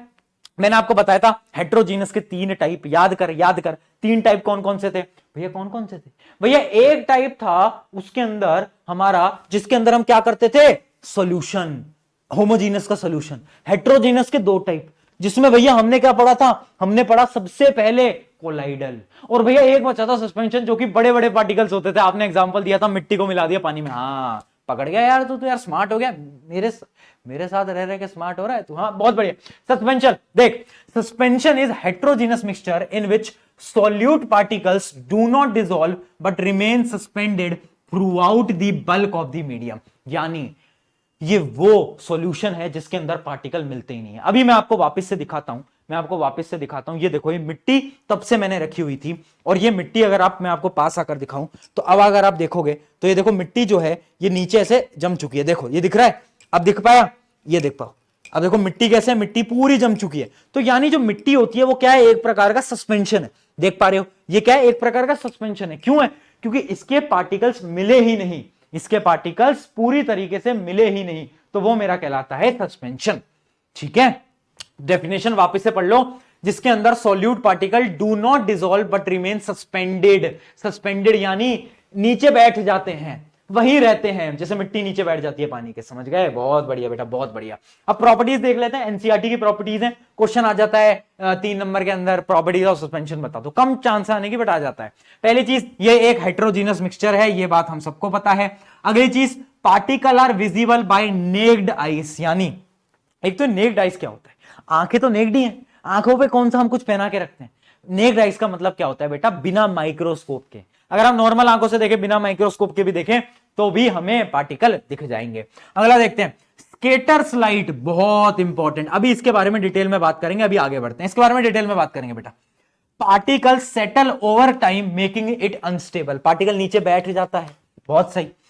Can be separated by filtration, अगर मैं पानी को फिल्टर कर लूं सेपरेट हो जाएगा। लास्ट पॉइंट है डज नॉट स्कैटर लाइट, अब वापस से स्कैटर का आ गया, does not scatter light once particle settles. अब आ गया ये एक और पॉइंट।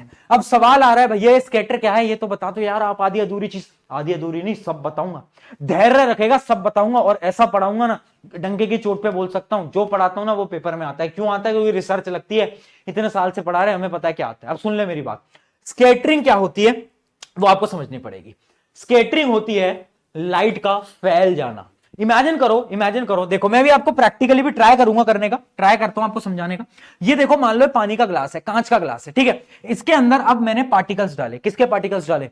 कोलाइडल सोल्यूशन या फिर सस्पेंशन। क्यों? क्योंकि इनके जो पार्टिकल्स होते हैं ना बेटा वो बहुत बड़े बड़े होते हैं, है ना। जो ट्रू सोल्यूशन है, नॉर्मल सोल्यूशन है, वो तो मिल जाते हैं उसके पार्टिकल्स तो, बट इन दोनों के नहीं मिलते, तो इनके पार्टिकल्स जो होते हैं वो ऐसे होते हैं, है ना, ऐसे। अब मान लो एक लाइट आई, यहां से एक लाइट आई, अब लाइट आई, लाइट सीधी सीधी आ रही थी, अब उसको रास्ते में गुंडे मिल गए पार्टिकल, तो जब गुंडे मिलते हैं तो क्या होता है? मैं इधर चली, मैं उधर चली, है ना, लाइट इधर उधर भागती है, तो यानी लाइट क्या होगी? लाइट थोड़ी फैल जाएगी, लाइट ऐसे फैल जाती है, लाइट ऐसे फैल जाती है, लाइट ऐसे फैल जाती है, और लाइट फिर उसके बाद बाहर आ जाती है। तो यानी ये जो लाइट फैल रही है ना, इसको हम बोलते हैं स्कैटरिंग ऑफ लाइट। स्कैटरिंग क्या है? स्कैटरिंग ऑफ लाइट है बेसिकली लाइट का फैल जाना ड्यू टू पार्टिकल्स। क्योंकि लाइट आ रही थी, अब उसको पार्टिकल मिल गए यार, है ना। जब वो नॉर्मल सोल्यूशन से आ रही थी, मान लो चीनी वाला पानी है, तब कुछ नहीं हुआ लाइट को, तब लाइट हंसी खुशी आई, लाइट ने बोला अरे यार मजा आ गया जीवन में, कोई दिक्कत ही नहीं हुई, मैं तो आराम से आ गई। बट जैसे ही मिट्टी वाला पानी आया, लाइट को दिक्कत आ गई, लाइट को भैया दिक्कत आ गई, है ना, लाइट स्कैटर हो गई। लाइट क्या हो गई? स्कैटर हो गई। तो आई होप आपको स्कैटरिंग वाला प्रोसेस समझ में आ गया होगा कि स्कैटरिंग ऑफ लाइट होती क्या है। अब ये स्कैटरिंग का मैंने इसलिए बताया क्योंकि एक इफेक्ट होता है जो कि होता है टिंडल इफेक्ट, और बार बार पेपर के अंदर पूछा जाता है व्हाट इज टिंडल इफेक्ट। भैया टिंडल इफेक्ट क्या होता है? टिंडल इफेक्ट की डेफिनेशन पढ़ते हैं फिर आपको समझाऊंगा। The phenomena of scattering of beam of light by colloidal particles when passed, और पता है कोलाइडल के पास ऐड कर लो सस्पेंशन से भी होते हैं, है ना, जो सस्पेंशन पार्टिकल्स होते हैं ना आपके, जो सस्पेंशन वाला जो सॉल्यूशन है उससे भी होता है Tyndall effect. Phenomena of scattering of beam of light by colloidal particles और suspension when passed through colloidal solution is called Tyndall effect. यानी क्या है टिंडल इफेक्ट? भैया कुछ समझ नहीं आया भैया, ऐसे क्या है सिर के ऊपर से, थोड़ा आसान, अरे अपन है टेंशन नॉट। सुन देख, जब मान लो एक ग्लास है, उसमें से मैंने लाइट को पास करा, जब मैंने उस ग्लास में से लाइट को पास करा तो लाइट यार उसमें पानी है, उसमें सोल्यूशन है, ट्रू सोल्यूशन है, चीनी का सोल्यूशन है, तो लाइट सीधी पास हो गई। बट जब उसमें कोलाइडल सोल्यूशन है या फिर उसमें सस्पेंशन है, ठीक है, इन दोनों में से कोई सोल्यूशन है जिनके पार्टिकल बड़े हैं, तो जब मैं उसको पास करूंगा ना पानी में से, तो पता है क्या होगा? जो लाइट है ना उसका पाथ दिखेगा, लाइट का पाथ दिखेगा। जैसे कि अगर आप इसको देख पा रहे होगे तो इसको देखना, ये है ट्रू सोल्यूशन, इसमें से आप देखो तो पाथ नहीं दिख रहा, लाइट बस बाहर निकल गई। इसमें से देखो हल्का हल्का हल्का हल्का हल्का हल्का हल्का क्या दिख रहा है? पाथ दिख रहा है। और सस्पेंशन में से तो और ज्यादा दिख रहा है, सस्पेंशन में से तो और ज्यादा क्लियर पाथ दिख रहा है। तो यानी टिंडल इफेक्ट कुछ नहीं है, टिंडल इफेक्ट यही है कि जब एक लाइट ट्रेवल करती है, लाइट स्कैटर होती है, और लाइट स्कैटर होती है तो वो अपने पाथ, उसका पाथ दिख जाता है, उसका रास्ता दिख जाता है, हमें पता चल जाता है अच्छा लाइट यहां से जा रही है, बस उसी को बोलते हैं टिंडल इफेक्ट, है ना। तो वापस से एक बार डेफिनेशन पढ़ो और समझ में आ जाएगा। The phenomena of scattering of beam of light by colloidal particle when pass through out colloidal solution, यानी स्कैटर हो गई, लाइट स्कैटर हो गई जब वो पास कर रही थी और उसका पाथ हमें दिख गया, जिस रास्ते से जा रही थी हमें वो पता चल गया, तो उसको हमने नाम दिया क्या? उसको हमने नाम दिया बेटा कोलाइडल सॉल्यूशन। आया समझ? चमका क्या? बताओ यार। अब एक बार ट्राई करते हैं, एक बार ट्राई करते हैं और देखते हैं क्या हम इस एक्सपेरिमेंट को क्या हम आज यहां पर करवा सकते हैं। बट उसके लिए मुझे बत्तियां बुझानी पड़ेंगी, और बत्तियां बुझाने से बस मुझे ये डर है, ये देखो, ये अब इसमें मिट्टी नीचे सेटल हो रखी है, ठीक है। अब बत्तियां तो मैं बुझा दूं, बट मुझे डर इस बात का है, 1 मिनट देना, 1 मिनट दो बस। देखो दिख रहा है, देखो। अब देखो इसके अंदर क्या है? पार्टिकल्स हैं। अच्छा 1 मिनट में ट्राई करता हूं, लाइट बुझाने का ट्राई करता हूं, उससे आपको और क्लियरली समझ आएगा। 1 मिनट देना, 1 मिनट देना, बहुत बढ़िया बेटा। अब आओ, ओहो क्या बात है भाई, पूरा फील आ रहा है बेटा, क्या बात है। अब देखो, अब देखो अगर पार्टिकल की अगर आप देखोगे तो देखो छोटे छोटे छोटे छोटे पार्टिकल्स दिख रहे हैं, छोटे छोटे छोटे पार्टिकल्स दिख रहे हैं, दिख रहे हैं, दिख रहे हैं क्या बेटा, जल्दी बताओ, है ना, दिख रहे हैं छोटे छोटे। अब देखो अगर मैं इसको मिलाऊं, अगर मैं इसको मिलाऊं तो और पार्टिकल्स आपको दिखेंगे। अगर मैं इसको मिलाऊं, अगर मैं इसको मिलाऊं, ओ भाई अंधेरे में क्या हो रहा है, अभी अगर मैं इसको मिलाऊं तो और छोटे पार्टिकल दिखेंगे। आओ और फील लेते हैं बेटा, ये देखो, अब ये देखो, अब ये देखो, दिख रहा है, दिख रहा है। तो ये क्या है, ये एक प्रकार का सस्पेंशन है। अब हम इस पार्टिकल्स को देख पा रहे हैं, अब हम इन पार्टिकल्स को क्या कर पा रहे हैं, देख पा रहे हैं। तो यानी देख पा रहे हो लाइट कैसे पास हो रही है, लाइट इसके अंदर से बेटा पास हो रही है ना। और अगर ये सोल्यूशन, अब मैं लाइट जला लूं, एक मिनट, एक मिनट लाइट जला लूं, बहुत बढ़िया। तो अगर ये सोल्यूशन ऐसा नहीं होता, ठीक है, ऐसा नहीं होता तो लाइट हमें इसमें से पास होती हुई दिखती नहीं, इसमें से लाइट हमें पास होती हुई दिखती नहीं। ठीक है, समझ पाए कि हमने क्या ट्राई करने की कोशिश करी है लाइट बंद करके, कि जो आपके कोलाइडल सोल्यूशन है, सस्पेंशन है, उसमें से पाथ दिखता है ना। अभी तो एक्सपेरिमेंट का हमारे पास सेटअप नहीं है तो आपको और क्लियरली दिख जाता, बट ठीक है ना, सस्ते सेटअप में काम चला लेंगे हम। ठीक है, तो विजिबल होता है, बाकी में नहीं होता, इसको हम बोलते हैं टिंडल इफेक्ट। ये आप भी ट्राई करना अपने घर में, अपने दोस्तों को भी बताना ताकि वो भी ट्राई करें।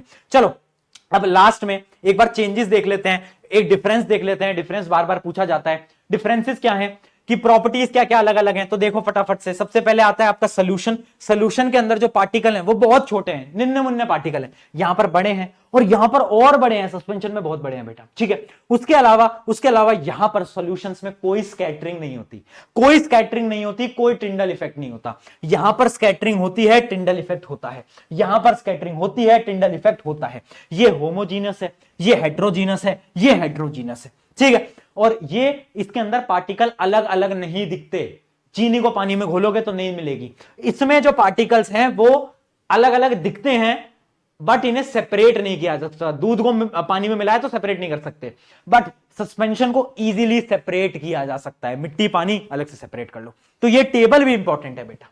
ठीक है, आई होप यहां तक आपको सारी इंफॉर्मेशन क्लियर होगी, सब कुछ समझ आ गया होगा। अब हम पढ़ने जा रहे हैं एक लास्ट टॉपिक, उसके बाद हम टॉप 5 क्वेश्चंस भी देखेंगे, जो कि है फिजिकल चेंज और केमिकल चेंज। क्या लगता है भाई, क्या होता है फिजिकल चेंज, क्या होता है केमिकल चेंज, बताओ भाई क्या होता है। मैं बता देता हूं, देखो फिजिकल चेंज कुछ नहीं है, एक ऐसा चेंज जिसमें कोई केमिकल रिएक्शन नहीं हो रही। यानी पानी था, फ्रीजर में रखा, बर्फ बन गया, शेप बदल गई, साइज बदल गया, स्टेट बदल गया, पहले लिक्विड था अब सॉलिड बन गया। उस पूरे प्रोसेस को हम बोलते हैं फिजिकल चेंज, क्योंकि पानी तो पानी है ना। अरे भाई एक बात बता यार, मेरा H2O है, उसको मैंने जमा दिया तो भी तो H2O ही है ना। अगर वो H2O की जगह H5O बन जाता तब कुछ बात थी, तब मैं मान लेता कि भाई क्या है, केमिकल चेंज है। बट फिजिकल चेंज वो चेंजेस जिसके अंदर केमिकल प्रॉपर्टीज नहीं बदल रही, सिर्फ और सिर्फ फिजिकल प्रॉपर्टीज बदल रही हैं, जैसे कि स्टेट और उसके अलावा शेप साइज वगैरह बदल रहा है, उसको हम बोलते हैं क्या, फिजिकल चेंज। केमिकल चेंज क्या है, जहां पर भैया प्रॉपर्टी बदल जा रही है, केमिकल प्रॉपर्टी। जैसे कि मान ले तू बोले पेपर ले, पेपर को जला दे, पेपर को जला दो, अब पेपर जल गया है ना। तो पहले पेपर अलग था, अब पेपर जल चुका है, अब उसकी पूरी प्रॉपर्टी बदल चुकी है। वो क्या है, वो एक टाइप का केमिकल चेंज है। ठीक है, अब भाई तुमने पानी को जमाया था, तो पानी को वापस से जमाए हुए बर्फ को पानी में कन्वर्ट कर सकते हो ना, मतलब इसको रिवर्स कर सकते हो। बट तुमने पेपर को जलाया, पेपर को तुमने जला दिया और उसके बाद अब वो राख में बदल चुका है, ऐश में बदल चुका है। अब क्या तुम उस ऐश से पेपर वापस बना सकते हो, नहीं बना सकते। तो यानी फिजिकल चेंजेस जो होते हैं वो रिवर्स किए जा सकते हैं। अक्षय कुमार वाला मीम था ना, ऐसे रिवर्स किया जा सकता है, जबकि केमिकल चेंज नहीं होता भाई। ये चेंज इसको नहीं कर सकते यार रिवर्स, क्या करें। तो ये बस कुछ डिफरेंसेस हैं, पढ़ लो एक बार। Changes that do not result in formation of new substance, कोई नया सब्सटेंस नहीं बनता, बट यहां पर बनता है, बिल्कुल बनता है। During physical change the substance involve do not alter their identity. पानी का जो नेचर था, पानी बर्फ बनने के बाद भी वही नेचर दिखाएगा, गैस बनने के बाद भी वही दिखाएगा। पानी पानी है, पानी दोगला नहीं है तुम्हारे दोस्त की तरह बेटा, पानी नहीं बदलता। बट तुम्हारे दोगले दोस्त है केमिकल चेंजेस की तरह, जो कि प्रॉपर्टीज अपनी बदल लेते हैं, प्रॉपर्टीज एकदम अलग कर लेते हैं। Physical changes can typically be reversed, ये रिवर्स की जा सकती है, रिवर्सिबल रिएक्शन है, ये नॉन रिवर्सिबल है, वापस नहीं होंगी, है ना। बोला जाता है ना सच्चा प्यार वापस नहीं होता, वो भी क्या है, एक प्रकार का नॉन रिवर्सिबल। अगला देखते हैं, changes in physical state, size, shape of the substance are example तो आपको पता ही है दोनों के, मैंने आपको दे दिए। ठीक है, एग्जांपल क्या है, मेल्टिंग ऑफ आइस, इसका बहुत बड़ा एग्जांपल है। उसके अलावा chopping of vegetable, boiling of water, इसमें क्या होता है, इसका एग्जांपल है बर्निंग ऑफ पेपर। रस्टिंग देखिए तुमने, रस्टिंग, रस्टिंग वो रस्ट लग जाती है, आयरन के ऊपर रस्ट लग जाता है, तो उसके बाद मतलब उसके ऊपर ऐसा ब्राउन कलर का आ जाता है। अच्छा मैं आपको दिखा भी देता हूं, एक मिनट देना, मैं आपको दिखा भी देता हूं। आज सारी चीजों का फिजिकल इंतजाम रख रखा है मैंने तुम्हारे लिए। देखो ये देख पा रहे हो, अब डरना मत ये देख के, बट ठीक है, ये देख पा रहे हो उसके ऊपर रस्टिंग वस्टिंग लग गई है, ये ब्राउन कलर का देख रहे हो, देख पा रहे हो, देखो ये ब्राउन कलर का, अगर आपको दिख रहा हो तो, मुझे नहीं पता आपको दिख रहा है, हाँ, बट ये ब्राउन कलर जो है ये एक प्रकार की रस्टिंग है, ठीक है। तो रस्टिंग जो है, जो रस्टिंग जो है वो क्या है, वो एक टाइप का केमिकल चेंज है, क्योंकि वो भी एक केमिकल प्रॉपर्टी होती है, ठीक है। तो केमिकल चेंज, फिजिकल चेंज, ये हमारा एकदम क्लियर हो गया। चलो फटाफट से अब कुछ क्वेश्चंस की तरफ बढ़ते हैं, ये चैप्टर आपका यहां पर समाप्त होता है। पहला सवाल, burning of candle is physical change और केमिकल चेंज, बहुत इंपॉर्टेंट सवाल। अगर मैं कैंडल को बर्न करूं, क्या लगता है, फिजिकल होगा केमिकल होगा, क्या लगता है आपको, क्या लगता है, मैं बताऊं। कैंडल जब बर्न होती है ना तो कंबशन होता है, तो वो तो केमिकल चेंज है, बट कैंडल का जब वैक्स पिघलता है ना, ऐसे कैंडल का वैक्स पिघलता है ना, मेल्टिंग होती है ना, मेल्टिंग, तो वो होता है आपका फिजिकल चेंज, और ये जो जल रहा है ये होता है आपका केमिकल चेंज। यानी जब जलती है कोई चीज तो ऑक्सीजन से रिएक्शन होती है, केमिकल चेंज। बट जो आपका जो वैक्स है वो पिघल रहा है, गर्म होकर वो पिघल रहा है, बट वो अपनी प्रॉपर्टी तो नहीं बदल रहा ना, वैक्स तो वैक्स ही है ना, मोमबत्ती पिघलने के बाद भी पिघल जाती है बट रहती तो मोमबत्ती है ना। तो यानी फिजिकल चेंज भी है, केमिकल चेंज भी है, ठीक है, याद रखना, ये बहुत अच्छा एग्जांपल है। चलो आगे बढ़ते हैं। अब मुझे आप बताओगे which of the following are chemical change, growth of plant, plant बढ़ रहा है तो इसके अंदर बहुत सारे चेंजेस होते हैं बेटा। जब एक प्लांट बढ़ता है ना तो क्या प्लांट बड़ा और क्या प्लांट वापस से छोटा हो सकता है, नहीं हो सकता, तो मतलब इरिवर्सिबल है, और जब भी इरिवर्सिबल हो तो याद रखना ये होगा अपना केमिकल चेंज। तो ऐसे ट्रिक बता रहा हूं कि जब भी ऐसे सवाल आए ना तो तुम वो देख लेना कौन सी चीज इरिवर्सिबल है, कौन सी चीज को वापस से कन्वर्ट किया जा सकता है, वो आपकी होगी क्या, वापस से जो कन्वर्ट की जा सकती है वो फिजिकल, जो नहीं की जा सकती वो केमिकल। चलो, रस्टिंग ऑफ आयरन बता ही दिया, chemical. Mixing of iron filling into sand, iron की नेल्स को अगर मैं मिट्टी में मिला दूं, ये कौन सा केमिकल चेंज है, ढूंढ लूंगा और निकाल लूंगा, तो ये तो अपना क्या है, फिजिकल चेंज। आगे देखते हैं, कुकिंग ऑफ फूड, खाना बन जाता है, मान लो तुम्हारी मम्मी ने बैंगन की सब्जी बना दी, क्या वापस से बैंगन आ जाएंगे, नहीं आएंगे ना, तो ये भी एक टाइप का क्या है, रिएक्शन हो जाती है, केमिकल चेंज ही माना जाता है। डाइजेशन ऑफ फूड, ये भी एक प्रकार का क्या है, chemical change. Freezing of water, freezing of water है आपका फिजिकल चेंज, पानी को जमाना। Burning of candle, burning of candle is a chemical change, but melting of wax is a physical change. बहुत बढ़िया यार, तुम क्या बात है यार, तुम बहुत होशियार हो गए हो। चलो भाई टॉप 5 क्वेश्चन किए जाएं फटाफट से, बड़े इंटरेस्टिंग और बड़े धुआंधार क्वेश्चन है, जल्दी से इसको बताओ। पहला है हमारा, विच of the following will show Tyndall effect, Tyndall effect इनमें से कौन कौन दिखाएगा, जल्दी बता दो, जल्दी बता दो, कौन कौन दिखाएगा। सॉल्ट सोल्यूशन दिखाएगा, नहीं दिखाएगा, सॉल्ट सोल्यूशन तो ट्रू सोल्यूशन होता है, नहीं। मिल्क दिखाएगा, हाँ कोलाइडल, बहुत बढ़िया बेटा। Copper sulphate, copper sulphate solution क्या होता है, एक ऐसा सोल्यूशन है जो कि पूरा मिल जाता है पानी के अंदर, और जब भी कोई चीज पूरी मिल जाती है तो ये नहीं दिखाती। स्टार्च सोल्यूशन होता है जो कि जिसके पार्टिकल्स थोड़े मोटे होते हैं, जिसकी मदद से वो क्या करता है, स्कैटरिंग कर देता है लाइट की, और ये भी दिखाता है। तो ये बी और सी, बी और डी इसका आंसर होगा, ठीक है, बी और डी इसका करेक्ट आंसर होगा। और थोड़ा सा यार क्या है ना, तुम थोड़ा सा एक्टिव हो जाओ और पढ़ने की तरफ थोड़ा हल्का फुल्का सीरियस हो जाओ, क्योंकि मैं आपको एक चीज बता देता हूं, और ये बहुत रियलिटी के साथ बता रहा हूं। मुझे नहीं पता तुम किस फैमिली बैकग्राउंड से आते हो, मुझे नहीं पता कि तुम्हारे पेरेंट्स जीवन में क्या करते थे, तुम क्या कर रहे हो, बट अगर तुम्हें अपनी जनरेशंस को बदलना है ना, अगर तुम किसी गरीब घर से आते हो, अगर तुम मुझसे रिलेट कर पा रहे हो, एक मिडिल क्लास फैमिली से आ रहे हो, और तुम्हें अगर अपनी जनरेशंस को बदलना है ना, तो तुम्हें मेहनत करनी पड़ेगी। एक इंसान मेहनत कर लेता है ना तो पूरी जनरेशन बदल जाती है, और शायद वो इंसान तुम्हें बनना है और तुम्हें उतनी मेहनत लगानी है। आओ देखते हैं, which one of the following statement are true for pure substances, pure substances के लिए कौन सी स्टेटमेंट ट्रू है। Pure substances contain only one kind of particle, हाँ एक प्रकार का है भैया, है ना, बहुत बढ़िया, ये सही है। प्योर सब्सटेंसेस में बी कंपाउंड और मिक्सचर, नहीं भाई मिक्सचर तो इम्प्योर होता है, कैसी बात कर रहा है यार। आगे देखते हैं, pure substances have the same composition through out, क्या उनका कंपोजिशन सेम रहता है, एक जैसे होते हैं, बोलो यार, क्या एक जैसे होते हैं, yes they are same. Pure substances can be exemplified from all element other than nickel, नहीं नहीं, अलग अलग हम नहीं कर सकते, है ना, निकल भी एक टाइप का क्या है, एलिमेंट ही है, निकल भी एक टाइप का मेटल ही है, तो निकल भी प्योर सब्सटेंस होता है, तो ये भी गलत है। यानी अपना आ जाता है 1 और 3, 1 और 3 किसमें है, तो option B is your correct answer. ये पेपर में आ जाएगा तेरे, फिर तू ढूंढेगा कि ये सर ने कराया तो था, याद नहीं आ रहा। चल आगे देख, 2 substances A and B were made to react to form third compound A2B, दो चीजों को लाया, केमिकली कंबाइन करा और एक नया चीज बनाई A2B। तो ये A2B क्या होगा, A2B क्या होगा? A2B एक कंपाउंड होगा, याद रखेंगे A2B क्या होगा? कंपाउंड होगा। विच of the following is incorrect? इनमें से कौन सा इनकरेक्ट है? कौन कौन से इनकरेक्ट है बताओ।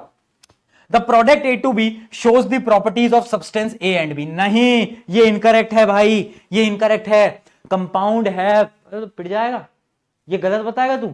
अभी तो पढ़ा है भाई, बहुत मारोगे। अभी तुमने देखा डंबल, डंबल देखा, वो रॉड देखी, मैं घर आके मारता हूं। सुन लो क्या बताया मैंने अभी कि भाई जब एक कंपाउंड बनता है तो कंपाउंड की प्रॉपर्टीज डिफरेंट होती हैं, H2O2 पानी। तो ये तो गलत स्टेटमेंट हो गई। आगे देखते हैं।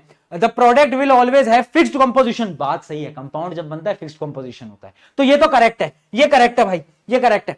The product can not be classified as compound. अरे भाई यार, कैसे क्लासिफाइड नहीं कर सकते? कंपाउंड ही तो है। तो ये भी क्या है? इनकरेक्ट है, और हमें आंसर में इनकरेक्ट ही ढूंढना है।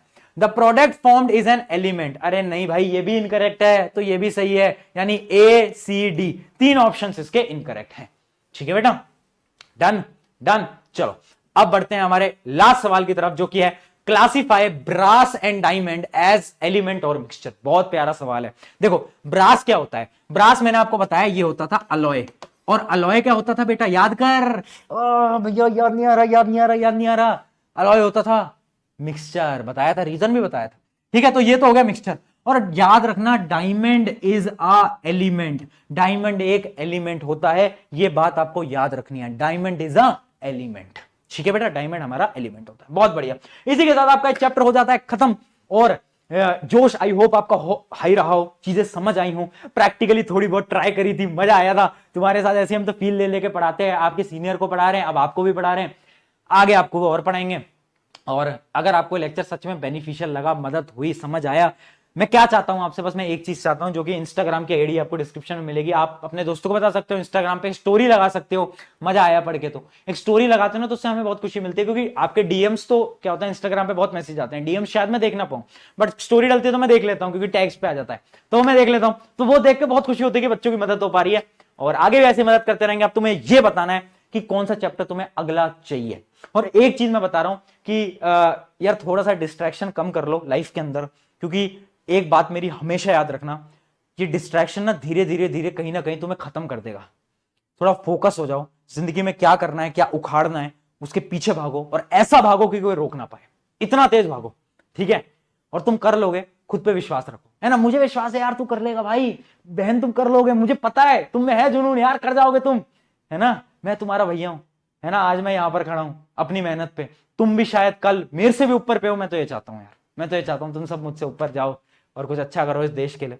On this note, take care everyone. और आज के सेशन को एंड करते हैं, आज के लेक्चर को एंड करते हैं। अब अगला लेक्चर कौन से टॉपिक पे चाहिए, किस चैप्टर पे चाहिए, कमेंट में जरूर बताना। Take care, bye.